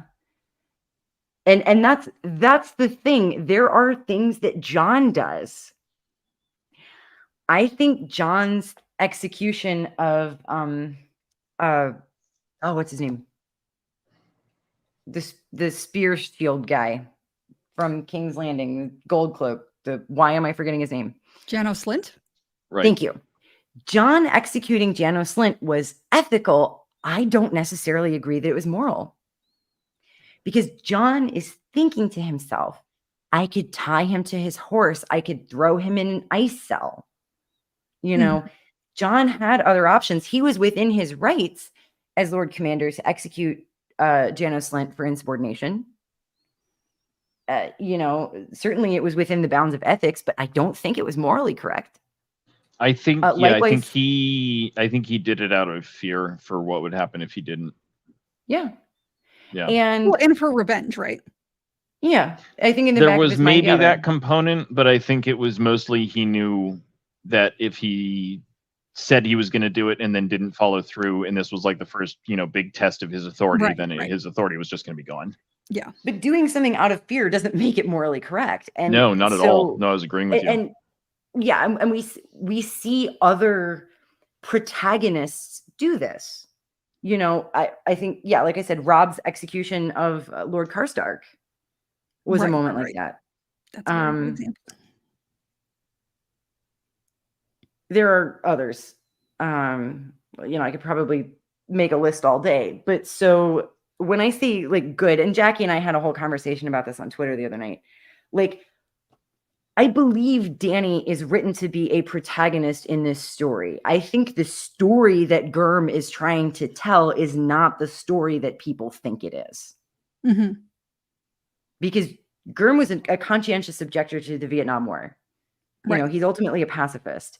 So the people that he wants us to be looking up to and aspiring to be like, or, considering in the most favorable light, are not going to be, the grand magicians and the greatest warriors and the war heroes. And I mean, like, he likes writing about that stuff and it's interesting, but like, there's an argument to be made that Septon Maribald is the goodliest character in the story. Like, that's, I think, a lot of people's favorite passage from all 5 books is Septon Maribald's speech about broken men. Mm-hmm. Yeah. And I think that is what we are meant to be taking away from the story, that, Iron Chair be damned. I don't care whether Jon or Daenerys has more of a right to the throne, because at the end of the day, they're both teenage morons. Right. They're not stupid, but neither of them are particularly smart. Other than being Targaryens, there's, there are plenty of people around who are smarter, kinder, more forward thinking, Yeah. And I think that is the thing we're supposed to be considering. So I'm going to like get off my soapbox here, because like I know I'm pissing off everybody right now. Oh, Simon says Mira has the best take. Thank you, everybody. I was a lit major and then I became a lawyer. Chat says that Jon put himself in the position of needing to prove his strength by killing. That he made a mistake by even being in that position in the first place. Yeah. Sure. Yeah. I didn't necessarily predict Slynt's not following the orders personally, but maybe that's just me not seeing things. Jon, over the course of Dance, sends away all of his friends. So by the time that happens, virtually everybody's gone. He sends away Sam, Gren, Pip, the other one, Toad. Right. And so he's, I think even by the end, Ed is gone. I think Ed is the last one to go. So when he's stabbed, he almost did the opposite of Robb. Robb sent away all of his enemies and died for it. And Jon sent away all of his friends and died for it. Keep your friends close and your enemies closer. If you're going to send somebody on a mission, make sure they are neutral. Right. Right. You can trust Peter Baelish. Of course. He's so obsequious. Yeah, talk about somebody who's neither ethical nor moral. just absolute human garbage. He's funny though. He is funny. I saw a post earlier, something about how the ancient Greeks used mint to cover up the smell of death at funerals. and that Patire may have made like a deal with the devil after dying in his duel with Brandon in order to remain alive, and he chews mint to cover up the putrefaction inside of him. I like that theory. I like anything that ties in ancient Greece, honestly. Yeah. So that was another, like, the first theory that I wanted to do was about guest right, because that was a thing. Yeah. Yeah, We were talking weird, about like, the weirdness of the bread and salt sort of stuff. yeah, and then like all the Oedipus parallels. No, I was gonna say about the chewing. Masha Heddle and Marwyn have red mouths from chewing on sour leaf. Right. What is sour leaf? No clue. Could it be weirwood paste? Oh. I always an assumed interesting that it theory. was beetle nut from our world, because that makes your teeth red. Well, shade of the evening makes your mouth blue. Right. Yeah, and that definitely is intentional. Yeah. So it could be nothing, because like we see Masha Heddle for the first time in. So are they the like first book. walking around just like tripping all the time? Much like Euron, sure. Yeah. Yeah. Marwyn's, he's not all there. Oh, that was the other thing. More evidence in favor of him being Maegor. When he finds out that Aemon is dead, half a page later, he hops on a boat to go to Meereen to meet Daenerys. Which, I mean, if he was just like a guy, he might do that. But like, I feel like it's more logical for him to do that if he is a Targaryen. Yeah, I definitely think that's a fair speculation. Yeah. Yeah, so Michael talks about stuff with saying like warging puppies isn't evil, using your warging powers to subjugate everybody is evil. And so that was what I was saying about the road to hell is paved with good intentions. And playing with fire, you're gonna get burned, kind of thing. That if you gained the ability to warg puppies through human sacrifice, and it's maintained through blood magic, that the act of maintaining it alone will eventually lead to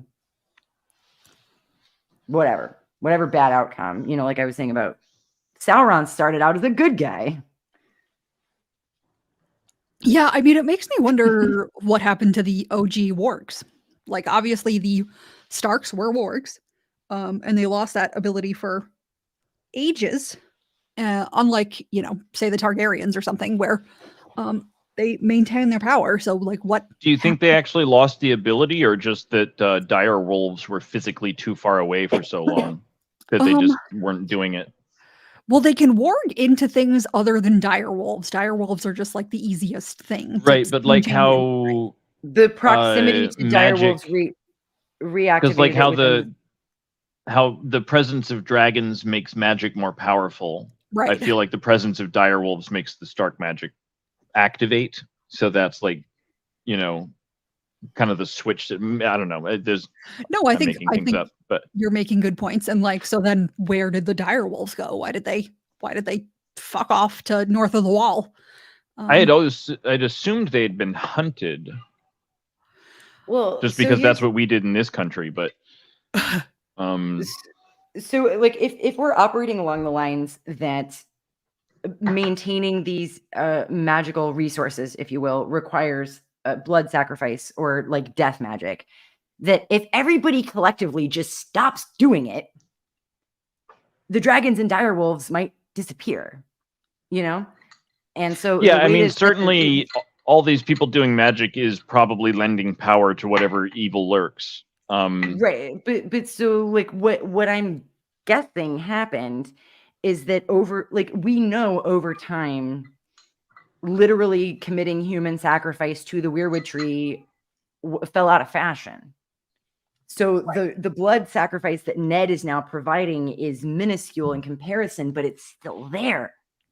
Right. Ned takes ice after he executes somebody and he cleans it into the pool underneath the weirwood tree. Yeah. Right. So Yep. he is still symbolically providing that blood sacrifice.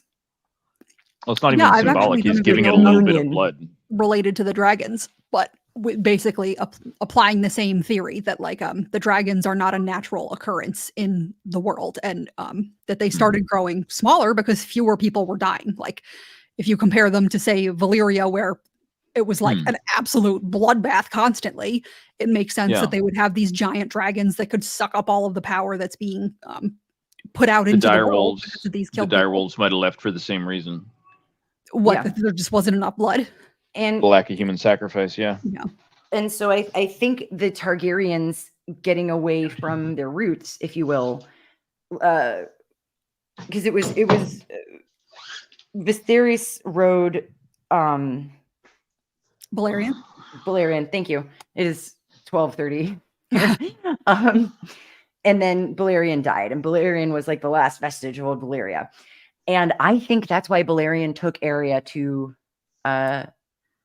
Valyria Valyria was to to get more dragons. I Right. think that was like what we saw was like part of the process of like Yeah. creating a new line of dragons, and that there was likely some element of human sacrifice or blood magic that was going into maintaining the line of dragons, because the Valyrians created dragons. Yeah. You know, it's like trying to maintain a line of mules. You can't Right. mate mules to other mules. You need more horses and donkeys. Sir. Right. And Yeah, cats. it's interesting. Actually, that is a really interesting. I'm gonna have to think about that more because I've always been. So I'm gonna do a video about this like someday.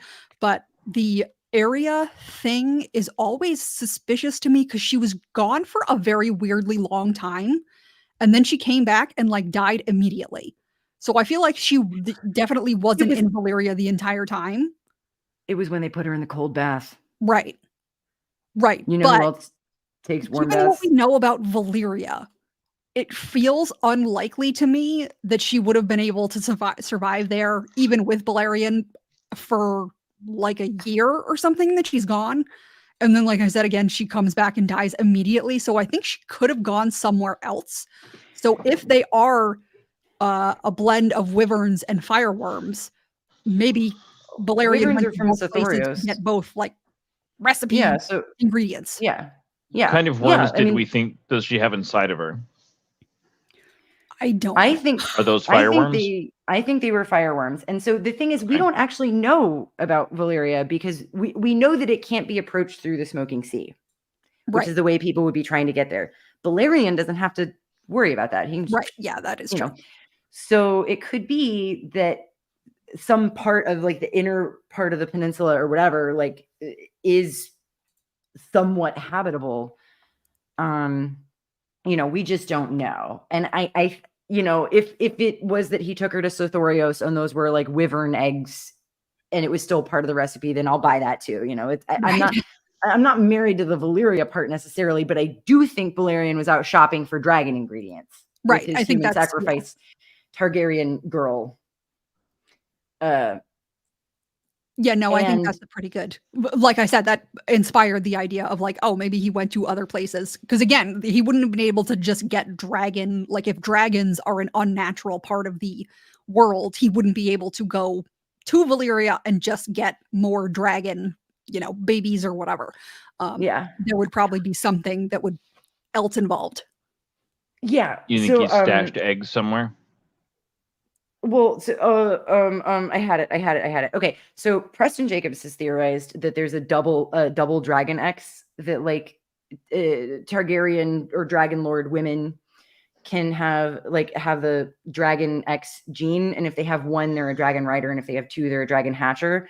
So piggybacking on that, if a double Dragon X Targaryen mother has a dragon baby or a stillbirth, that's when we get a dragon egg. It's not like sexual procreation of the dragons. It is egg pops out when you get gross dead baby. Mm-hmm. But specifically, because he calculated the numbers. Rhaena was a double Dragon X. Rhaenyra was a prolific double Dragon X. And that's part of the reason the Maesters wouldn't have wanted Rhaena and Rhaenyra on the throne if they're trying to end magic and blood sacrifice.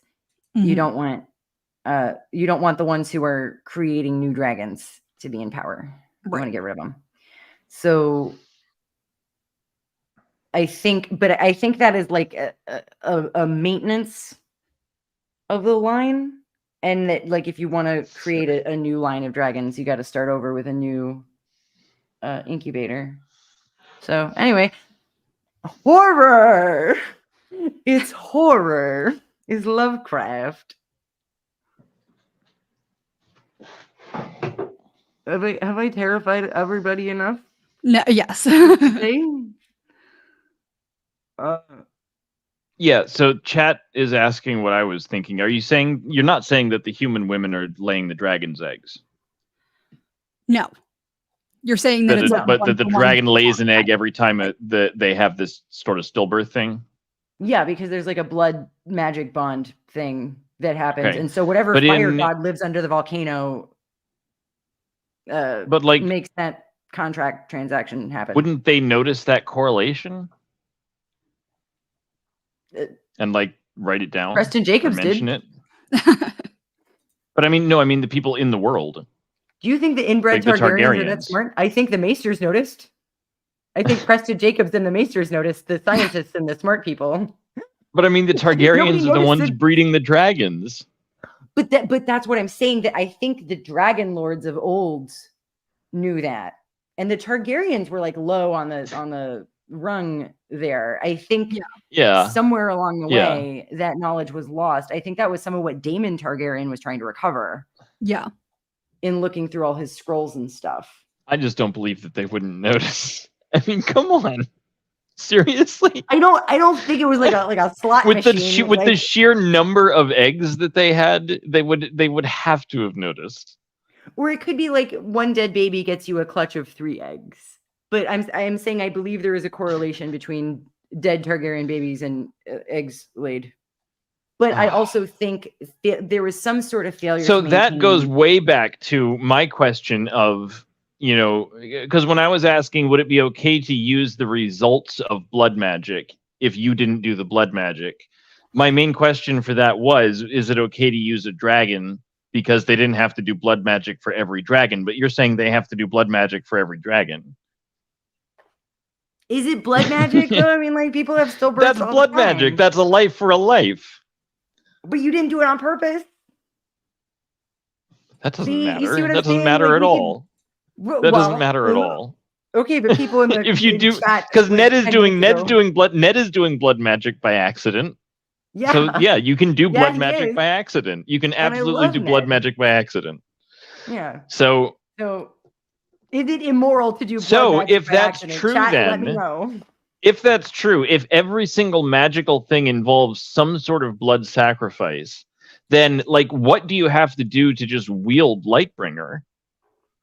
Kill your wife. No, that's to make Lightbringer. Do you not have to do any more blood magic once Lightbringer's been made? I feel like killing your wife is enough blood magic for one sword. Okay, so that's an example where you can use something where blood magic was used to make it, but you didn't perform the blood magic. Well, then again, that's still like the dragons. I received this dragon from one dead baby, and I get to ride the dragon for the rest of my life. Yes. I received the magic sword from one dead wife. That's the exchange rate at Dave & Buster's. One dead baby, one dragon. Right. Yeah. It's a horror story. It's full of zombies and cannibalism and graveyards. It's a horror novel. Yeah, it is Lord of the Rings from the perspective of Sauron's allies. And I'm literally in the middle of reading Skin Trade, and I didn't realize that George was a fucking horror author. Yeah. I could tell that he was a Lovecraftian variety, but I really don't put Lovecraft quite in the same category as most horror. Yeah, and but- like there's plenty of other stuff too, but like I think my second time through back in like 2018, I made a Facebook post. I was like, you guys, Song of Ice and Fire is just a really crazy, complicated zombie story. Like, yeah. Yeah. Oh, you know what else Sauron did? In Mirkwood, he was a necromancer. Yeah. That's how he made the Urukai, isn't it? No. Maybe. There wasn't necromancy involved. Yeah. So you know who else did genetic experiments on species to like make them better for his own warlike purposes? Adolf Sauron. Hitler. Sauron. ah. Adolf Hitler tried to genetically bring back some the aurochs, that famous Germanic bull of old. Is that a reference to John's friend? It's a reference to real life. No, but is Yeah, John's he friend actually a did reference that. to this guy? Is John's friend? From the wall. Gren. He's called the Oryx. Anyway. Oh. I was so lost. Yeah, you're smoking too much federally legal hemp on my live stream. But no, that was just honestly they had a breeding program to try to bring back the aurochs, and they brought back something that kind of looked like it, but they didn't have the ability to do genetics like we do today, to analyze genetics the way we do today. Yeah, so again, like I don't think it's crazy for me to say that it is immoral to do eugenics. Yes. No, I would tend to not. agree. It's not. Like, it's not crazy for you to say that. And again, like the people who we see like most not doing eugenics are like the free folk and like Davos. You know, people say that I'm horrible for being like, maybe Jon Snow and Daenerys not the good guys. The free folk are pretty bad people sometimes, though. Mixed bag. I think the Thens are bad guys. I think Craster is bad guys. I think Ygritte's clan. There's a great deal of tribalism. Yeah, Ygritte's clan don't do incest and don't as do if the rest of the magic. fucking continent doesn't have a great deal of tribalism. Yeah. So it's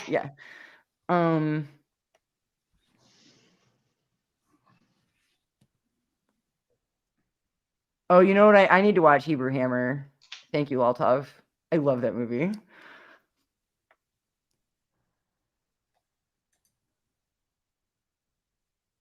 Yeah, Weirwood Leaves. Sour Leaf. Yeah. I think it would be, yeah. Oh, so that would kind of make sense though, like that they might not be walking around like tripping all the time because they're not eating weirwood paste. They're just chewing the Jackie leaves. says that the free folks do some eugenics. Which ones? We'll have to ask her to expand on that. But what was that about the weirwood paste? Oh, just that maybe they're eating sour leaf. It's just the leaves, so it's not the same as weirwood paste. So they wouldn't be like walking around tripping balls all day.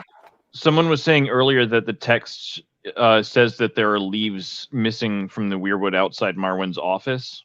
Mm-hmm. Yeah, I think they were talking about Marwyn. Yeah, that was Michael talks about stuff. I just popped that up on the screen there. Oh, okay. Which, thank you for that, by the way.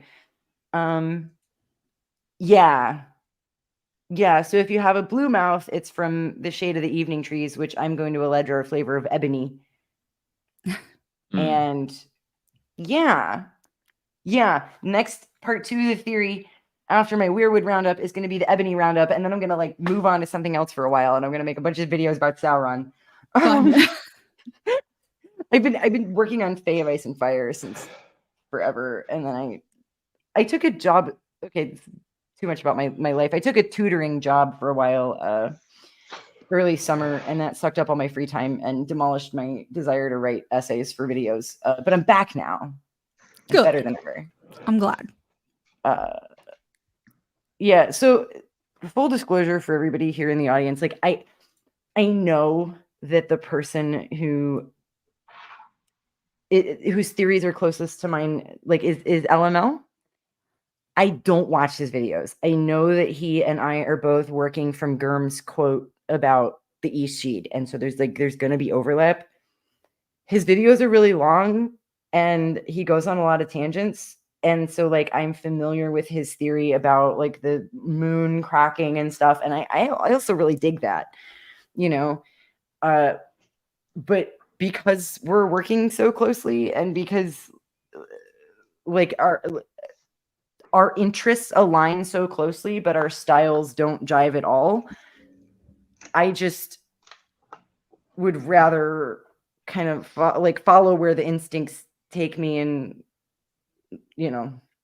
I'm not plagiarizing his stuff. I cite my sources. Like when I cite Preston Jacobs, I link a Preston Jacobs video, because I'm sure we all saw the H Bomber guy video. Right. We've all heard about it. Yeah, James Somerton, who I had never heard of, and then all of a sudden he's all over my feed. Yeah, well, I knew about Illuminati, and I knew Illuminati but I was a fan of Angry Video Game Nerd 10 years ago. I thought he was funny. I really liked him. And anyway. Yeah, but I don't think, I mean, not to offend you or LML, but like, I don't think you're not the only two people on planet Earth who would make connections between those lore things. So I don't think just digging into that necessarily is an overstep on your part. That's true.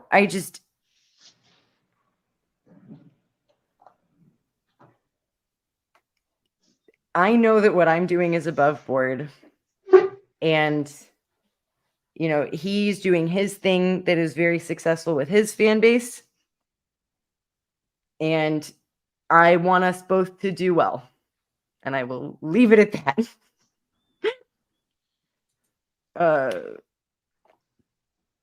But it is a very loyal fan base that he has, and the last thing I want is for all 90,000 of them to come take down my Twitter account and my channel. Have they been bugging you on Twitter? Is this where no, they haven't, and that's what I'm saying. I don't want to cross them because I don't want them to come take down my Twitter. That's an interesting thing. Chaotic Neutral said the weird thing about the plagiarizing. Did they ever consider hiring writers and researchers?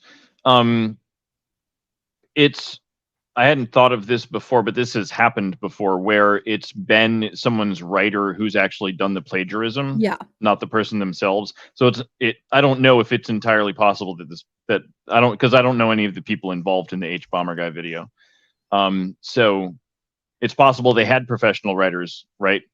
And that those professional writers may have done the plagiarizing. I don't know, but yeah. So in the AVGN case, it was so James Rolfe basically sold off his channel to a production company, and it was an employee of the production company who drafted the plagiarized script that James Rolfe read.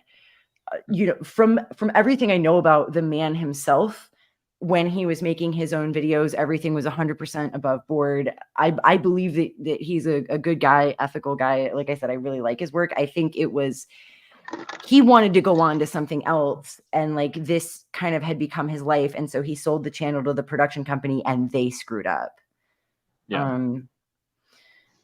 Illuminati is a whole other story. There are plenty of good, I'm not going to like summarize other people's documentaries, but there are several. I mean, honestly, just watch the H Bomber guy video. Swoop's doc on Illuminati isn't bad, but like there's also the issue with that of like all of these drama gossip channels like plagiarizing each other and like just quoting the same tweets, and at a certain point I'm like I mean, I think like there's usually some signals, not necessarily that like plagiarism is going on, but like that things aren't quite above board. I know that when I used to be subscribed to Illuminati quite a while ago, but like there's a certain, so like editing is my job, like editing the written word. And I have like I have to check sources, and I edit writers who have a lot of sources, and like it just takes a certain amount of time. And like the timetable for someone like Illuminati didn't make sense in terms of like, you can't be doing this the way you're supposed to be doing it and be making this many documentaries back to back to back to back that are, you know, over an hour long. Like, it just didn't, even then it didn't make sense. I didn't realize how much of her stuff was actually plagiarized. But if you see these kind of content farmy channels, if they're doing a ton of work and citing a ton of stuff, then they're probably cutting some kind of corner there. Right. Yeah. I usually assume that means they've got professional writers. Either they've reached a point of success where they can hire professional writers, or this is what it usually is. Like something like almost every podcast that I think I've ever discovered, I thought was something that it was like people just were like, oh, I'd feel like doing a podcast. But no, it turns out it was like a network got together and like was like gave these people a podcast, advertised it everywhere, and that's the only reason that I ever heard about it. Right. And so I remember when when I see someone churning out that sort of content that quickly, I assume either that they have professional writers because they've reached a point of success where they can do it on their own, or because they're essentially an industry plant and they've always had professional writers. I don't. Yeah. So, well, and it's also different too. So like, I really like Robert in Deep Geek. He puts out like 2-3 videos a week, but like, he's just talking about like, who is Tom Bombadil? You know, you don't need to do a ton of research to tell people who Tom Bombadil is. Like, and they're like 10-minute videos, you know? So like that I would buy, that like his team is actually making those, because he's just summarizing and giving his opinions on like niche aspects of these stories. And like, I love Robert and I think what he does is cool. So it's like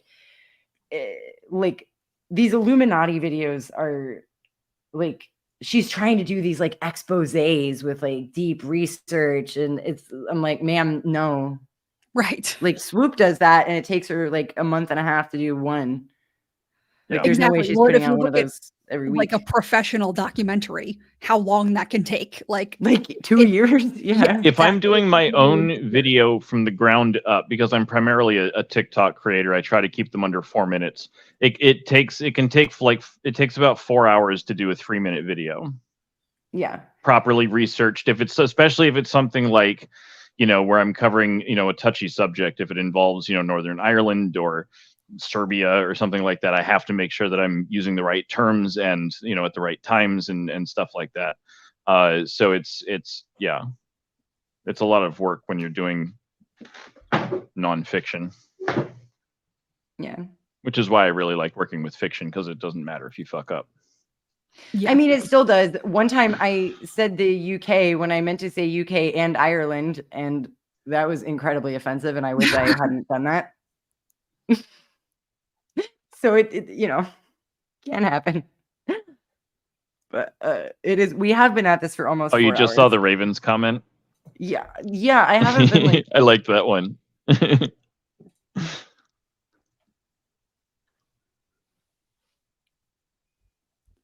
Oh my God. Honestly, I think it's possible. Although, like, I think it was the sacrifice of Danny's baby, because that fits the archetype. If Danny's a double Dragon X, Miri Mazdur took her baby and then she hatched dragon eggs, just like I'm alleging is the case with Rhaenyra. The baby was for Drogo. The horse was for Drogo. Mir Mazdur was for the dragons. Okay, but see, what we're doing is I have this theory about stillbirths and Targaryen women and hatching dragon eggs, right? Right. Miri Mazdur kills the horse for Drogo, and then Drogo is like this because he's so we get no magical benefit from the sacrifice of Mir Mazdur. She just gets burned to death. I do have kind of a theory about this, which may or may not be legitimate, but or maybe she's hanging on to the baby spirit, because it's not like the baby dies and immediately the dragons hatch. Or Miri died for nothing and Daenerys is just vindictive. What I think happened with the Drogo Miri Rhaego situation is I think that Miri actually succeeded in doing what she meant to do. I think because Rhaego was a stillbirth, Drogo was left a vegetable because there was nothing to transfer. There was no life to transfer from the baby to Drogo. Yeah, you see what life is worth when everything else is gone. Right. So I guess, so here's the thing. Miri is friends with Marwyn, and I'm alleging that Marwyn is a Targaryen. Right. And we're alleging that king's blood is required for dragon's eggs. So I still submit that Targaryen stillbirths will hatch dragons, and it might have actually been Rhaego's death that hatched the, because like for a while I was like, okay, like Drogo is the king, and then he's burned on the pyre, and that's king's blood to like crack open the dragon eggs, like bing bang boom, we're done. And then I'm like, hold on, Rhaego had king's blood. And I don't think these two ideas necessarily cancel each other out. Yeah, no. Rhaego could be used as to switch out for Drogo, and again, that there was just nothing there to begin with, so he was just a blob. So here's another interesting thing. We have 3 dragon's eggs and 3 deaths. We have Mirri Maz Duur, Rhaego, and Drogo, because Daenerys' baby was still alive when she went into labor. So the baby might have strangled on the umbilical cord on the way out. The baby might have been creepy and fucked up like Rhaenyra's daughter Visenya. We don't know. No, they said it had been dead for years. It was full Mirri of Maz grave Duur worms. said that. And did the midwives said that? Mirri Maz Duur wasn't the only one in the room. No, they were quoting what, because I went back through this. I thought Jorah supposedly buried it. The thing is, Daenerys is in a blind panic, as I would be as well. And it's unclear what happened. It's unclear if Mirri Maz Duur was speaking in metaphor. It's so okay, like, but she told Daenerys this in front of Jorah, right? Yeah. And Jorah didn't correct her. The whole okay, think about this. You're an old man and a knight, and you're standing next to a 13-year-old girl who just gave birth to a dead baby, and she's the queen, and she's losing her goddamn mind. Is that the moment when you are going to step into a conversation between a 13-year-old mother of a dead baby? Well, yeah, if Mirri Maz Duur is just randomly saying your baby had wings and was full of grave worms. So yeah. I'm saying I think the baby was fucked up, and maybe it was full of worms, and maybe like it was a transmutation of like another area baby of like, these are fireworms. I don't fucking know. All I'm saying is hijinks, fucking hijinks, and none of this shit's a coincidence. And there's 3 deaths, and one of them is a baby, and a baby born to a Targaryen woman. 3 deaths, 3 eggs. Oh, right. And again, I covered this partially in another video that I did, but that is almost exactly what happened in Summerhall. It's only slightly off. What's her face? Rhaegar didn't die. Oh my God. Right. Oh my God. Oh my God. Oh my God. Oh my God. Oh my God. Aegon, somebody write this down. I'm going to write this down. I do this every time. Hold on. No, I'm serious. I don't have a pen. Well, it's going to be recorded in the live stream. Okay. Open a new tab in your browser. I can't type at 1 a.m. Okay. Aegon intended for Rhaella's baby to die. Yes. Totally agree. And that... No. Do other people know this? No, and so another thing, okay, so the Ghost of High Heart. Out now?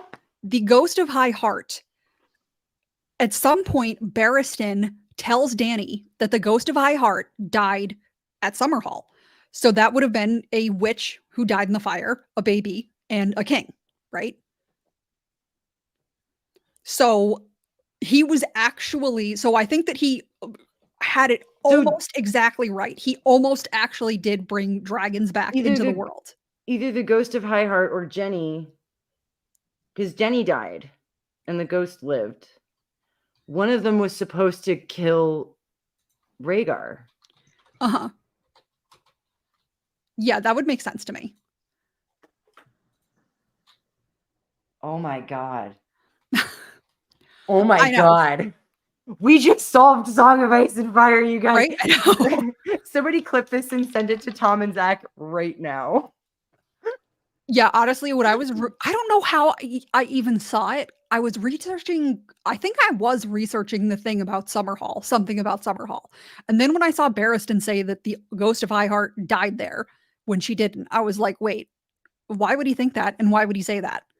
And then I was like, oh, wait, if she was actually intended to die as like a witchy sacrifice in exchange for resurrecting dragons, like how close is that to what Dany actually wound up doing? And it was almost exactly the same. Duncan Yes. stopped him. And that's why Rhaella and Aerys were the first ones out.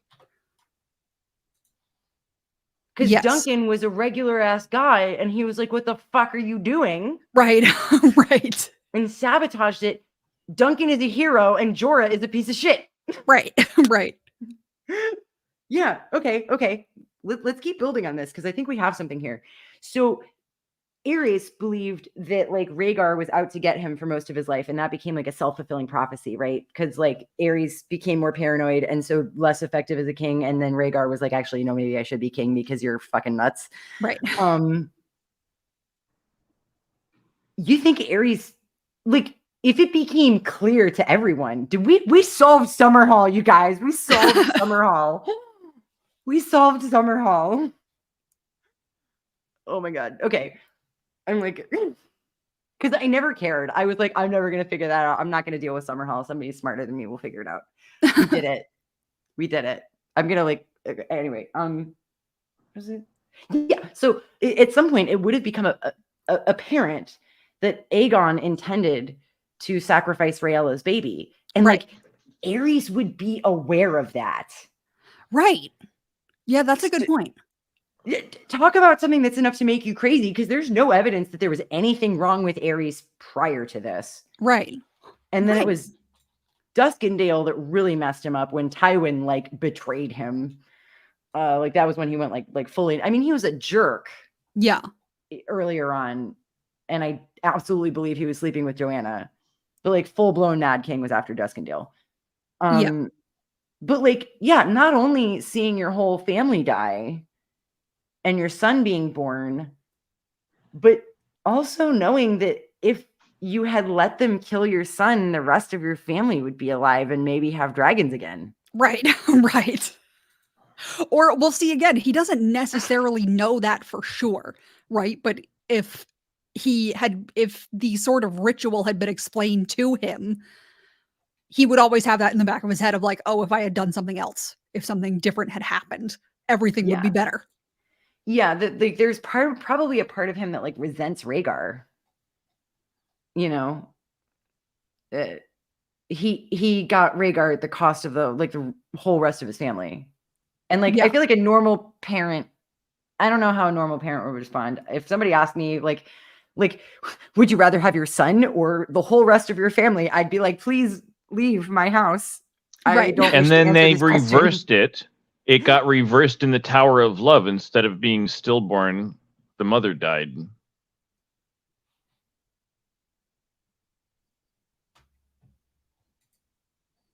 Something to do with Stark magic. Being the opposite of fire. Are you alleging that first men magic kills the mothers? And well, someone in chat said that perhaps Rhaegar was hoping for a stillborn in the Tower of Joy in order to bring a dragon back. And then I flipped it. I'm creative like that. Well, Ashara supposedly had a stillborn. And this goes to my theory that Rhaegar was fucking Ashara and Lyanna ran off with Arthur. I like that way better. Everybody wins. Lyanna ran off with Arthur. So who the fuck is John? The son of Lyanna and Arthur Dayne. Oh, man. Some people think Mance is Rhaegar, and other people think Mance is Arthur, and they're both John's dad. Wait, Ross, Joe Magician and Crowfood's daughter already covered this about the Tower of Joy? Hills, we didn't figure it out. I'm still I was so claiming it. excited. I Well, didn't I mean, we watch it did. in another video. I saw the book and I was like, oh my God. That I is am a true. genius. We did I'm the smartest figure man it out. alive. We just did it after everybody else, I guess. Right, But like, right. how I have watched every Preston Jacobs, every Alt Shift X, every In Deep Geek, every Glidus theory ranking. Like, how did I? Yeah, the Summer Hall part. We solved Summer Hall. Aegon was trying to kill Rhaegar, like Miri Mazdur wound up doing with Daenerys' baby. Right. And Dunk defected and got Aerys and Rhaella out and fucked up the ceremony. So like Dunk and Jorah are opposites. Yeah, so that was the conclusion we came to. Oh, Rhaegar wants a stillborn is new. Okay. Dunk and Jorah are opposites. Yeah. That seems profound. Well, I mean, for one, Dunk isn't a slaver. What? Yeah, that's why Jorah was exiled. Because he sold people into slavery. Oh, slaver. I thought Yeah. you said flavor. No. Yeah. Walthouse is like, it's describing your animal.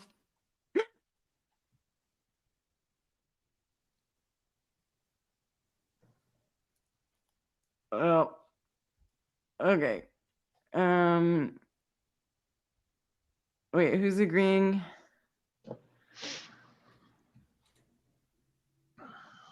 Ross is like, I need to write this down. Okay. Oh, Laltov said he would 100% lie to Dany in that moment to make her feel better or whatever. So, yeah, Jorah's a manipulative coward.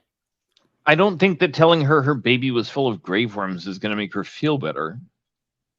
That's why I'm saying he would jump in, because it would decidedly make her feel worse.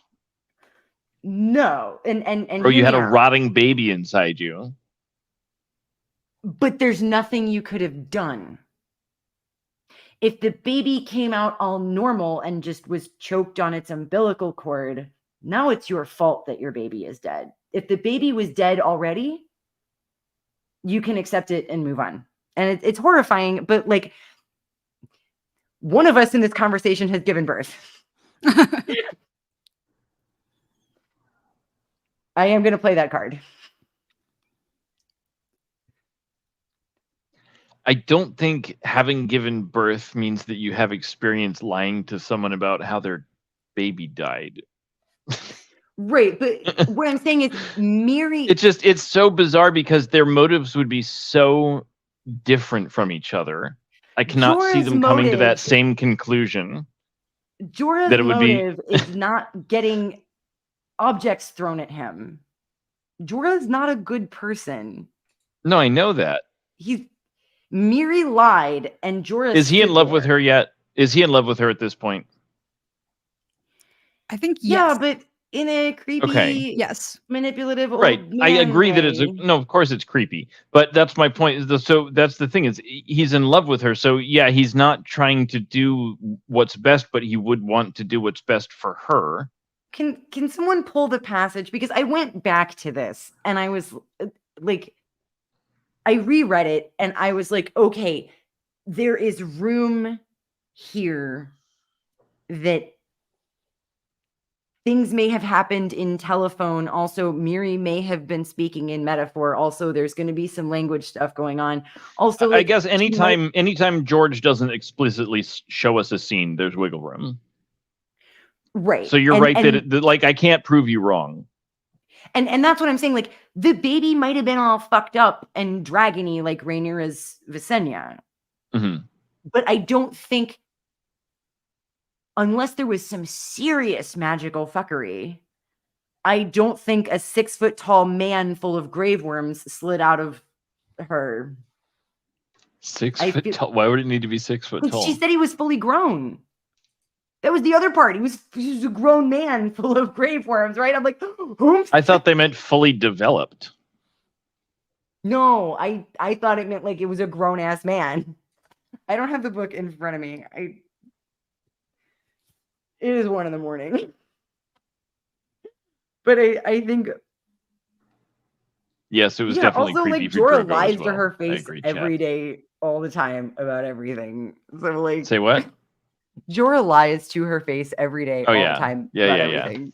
So, like Jorah lying to Daenerys, and like that's just what he does for It's breakfast. just the idea of him agreeing to lie with Mira Mazdur, like that would chap his ass so bad. I don't know. Like, and I guess what I'm saying is like, so which one of them do you even- think? Which one of them do you think proposed the lie? Whose idea was it? I think it was all Miri Mazdur. I think Jorah was just a stooge. Because this And is he how was- I see it. If she would have to like talk, she would have to do what I was saying Jorah- earlier with Balon, make him think it was his idea. Because if she said that to him, he'd be like, "Fuck you, witch." Jorah wasn't there for the conversation. I think it's one of the handmaids. But Tells Jorah Dany. buried the baby, so he would have witnessed what did or Dany didn't happen. ask him about it. Here's how it goes. Here's But where Mir the plausible- Mazdur makes the statement in front of Jorah. So if she were No, lying, he she would have doesn't. corrected. I thought we covered that earlier. No, it wasn't Miri. This was what I was trying to remember. If I'm not mistaken, Okay. it is one of the handmaids. So it's Dany and the handmaids alone. And the handmaids say, Miri Mazdur said XYZ. Right? So we've got somebody else like repeating what Miri Mazdur said. Jorah is not present. So I'm sure Jorah did bury whatever came out of Dany, but we don't get a first or even second-hand description of what that looked like. We get a third-hand description from the handmaids who, you know, who knows what they know. So as Mira Mazdur is, Jackie's putting the quotes in the chat. So thank you. as Mira Mazdur is telling Dany about I this, drew- Dany okay. Dany is thinking about Jorah. Yeah. I guess that doesn't necessarily mean that he was physically present. Yeah, I didn't think he was. So again, like Miri could be exaggerating, Miri can be embellishing, it could be metaphor. And then it just never comes up again between Jorah and Dany. I mean, That's wild. it's not something I'd want to talk about. She was 13, bro. I know. Like, of course she's fucking nuts. Like, that's the other thing. People are like, oh, Dany's not crazy. I'm like, my girl at 13 was married to a warlord and raped repeatedly and then gave birth to a dead monster and was reborn in a fire. And you don't think she's a little fucking nuts? You don't think she's a little cuckoo in the head? That wouldn't make you a little crazy face? I think that makes you a little crazy face. Just a little. And understandably so. Understandably so. I feel like I'm the honestly average surprised 13-year-old that- girl is already insane. So if you add all of that on top Yeah. of it, that's a lot. Yeah. I think that I'm honestly surprised that like the Dothraki didn't know better than to try to extend your lineage with a 13-year-old. You know? They don't seem to value human life all that much. Like, I don't think they care. I know, but like he would have valued the son. Right. not Right? He was necessarily. very proud of the stallion who mounts the world being in the belly, you know. Right, but he didn't necessarily know that the stallion who mounts the world, like when he picked Daenerys, it was about having a prize, having a Targaryen True. princess.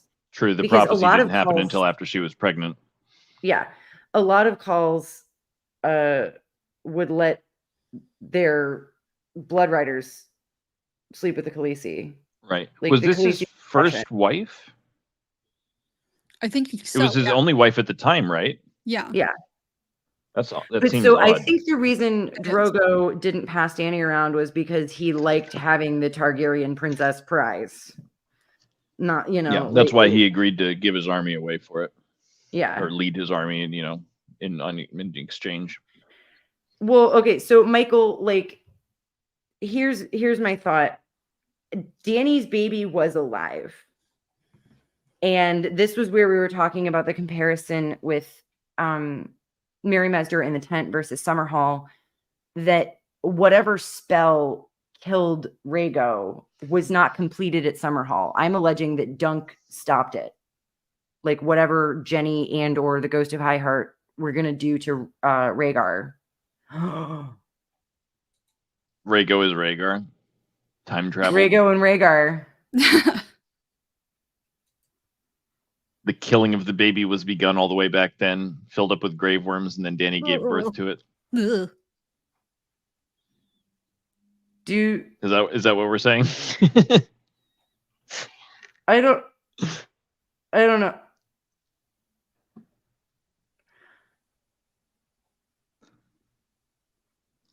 Okay, I like Ross's take. Jorah took Dany into the tent, mucked up the magic, so Mary thought she might as well birth dragons. I don't hate that, but also Mary's friends with Marwyn. Okay, my headphones are dying. We've been at this for over 4 hours. I love you guys, but I must go to bed. Yeah, that We'll is, have to do this very again valid sometime. choice. Have a beautiful night. Please check out Rusty and Hill's channels.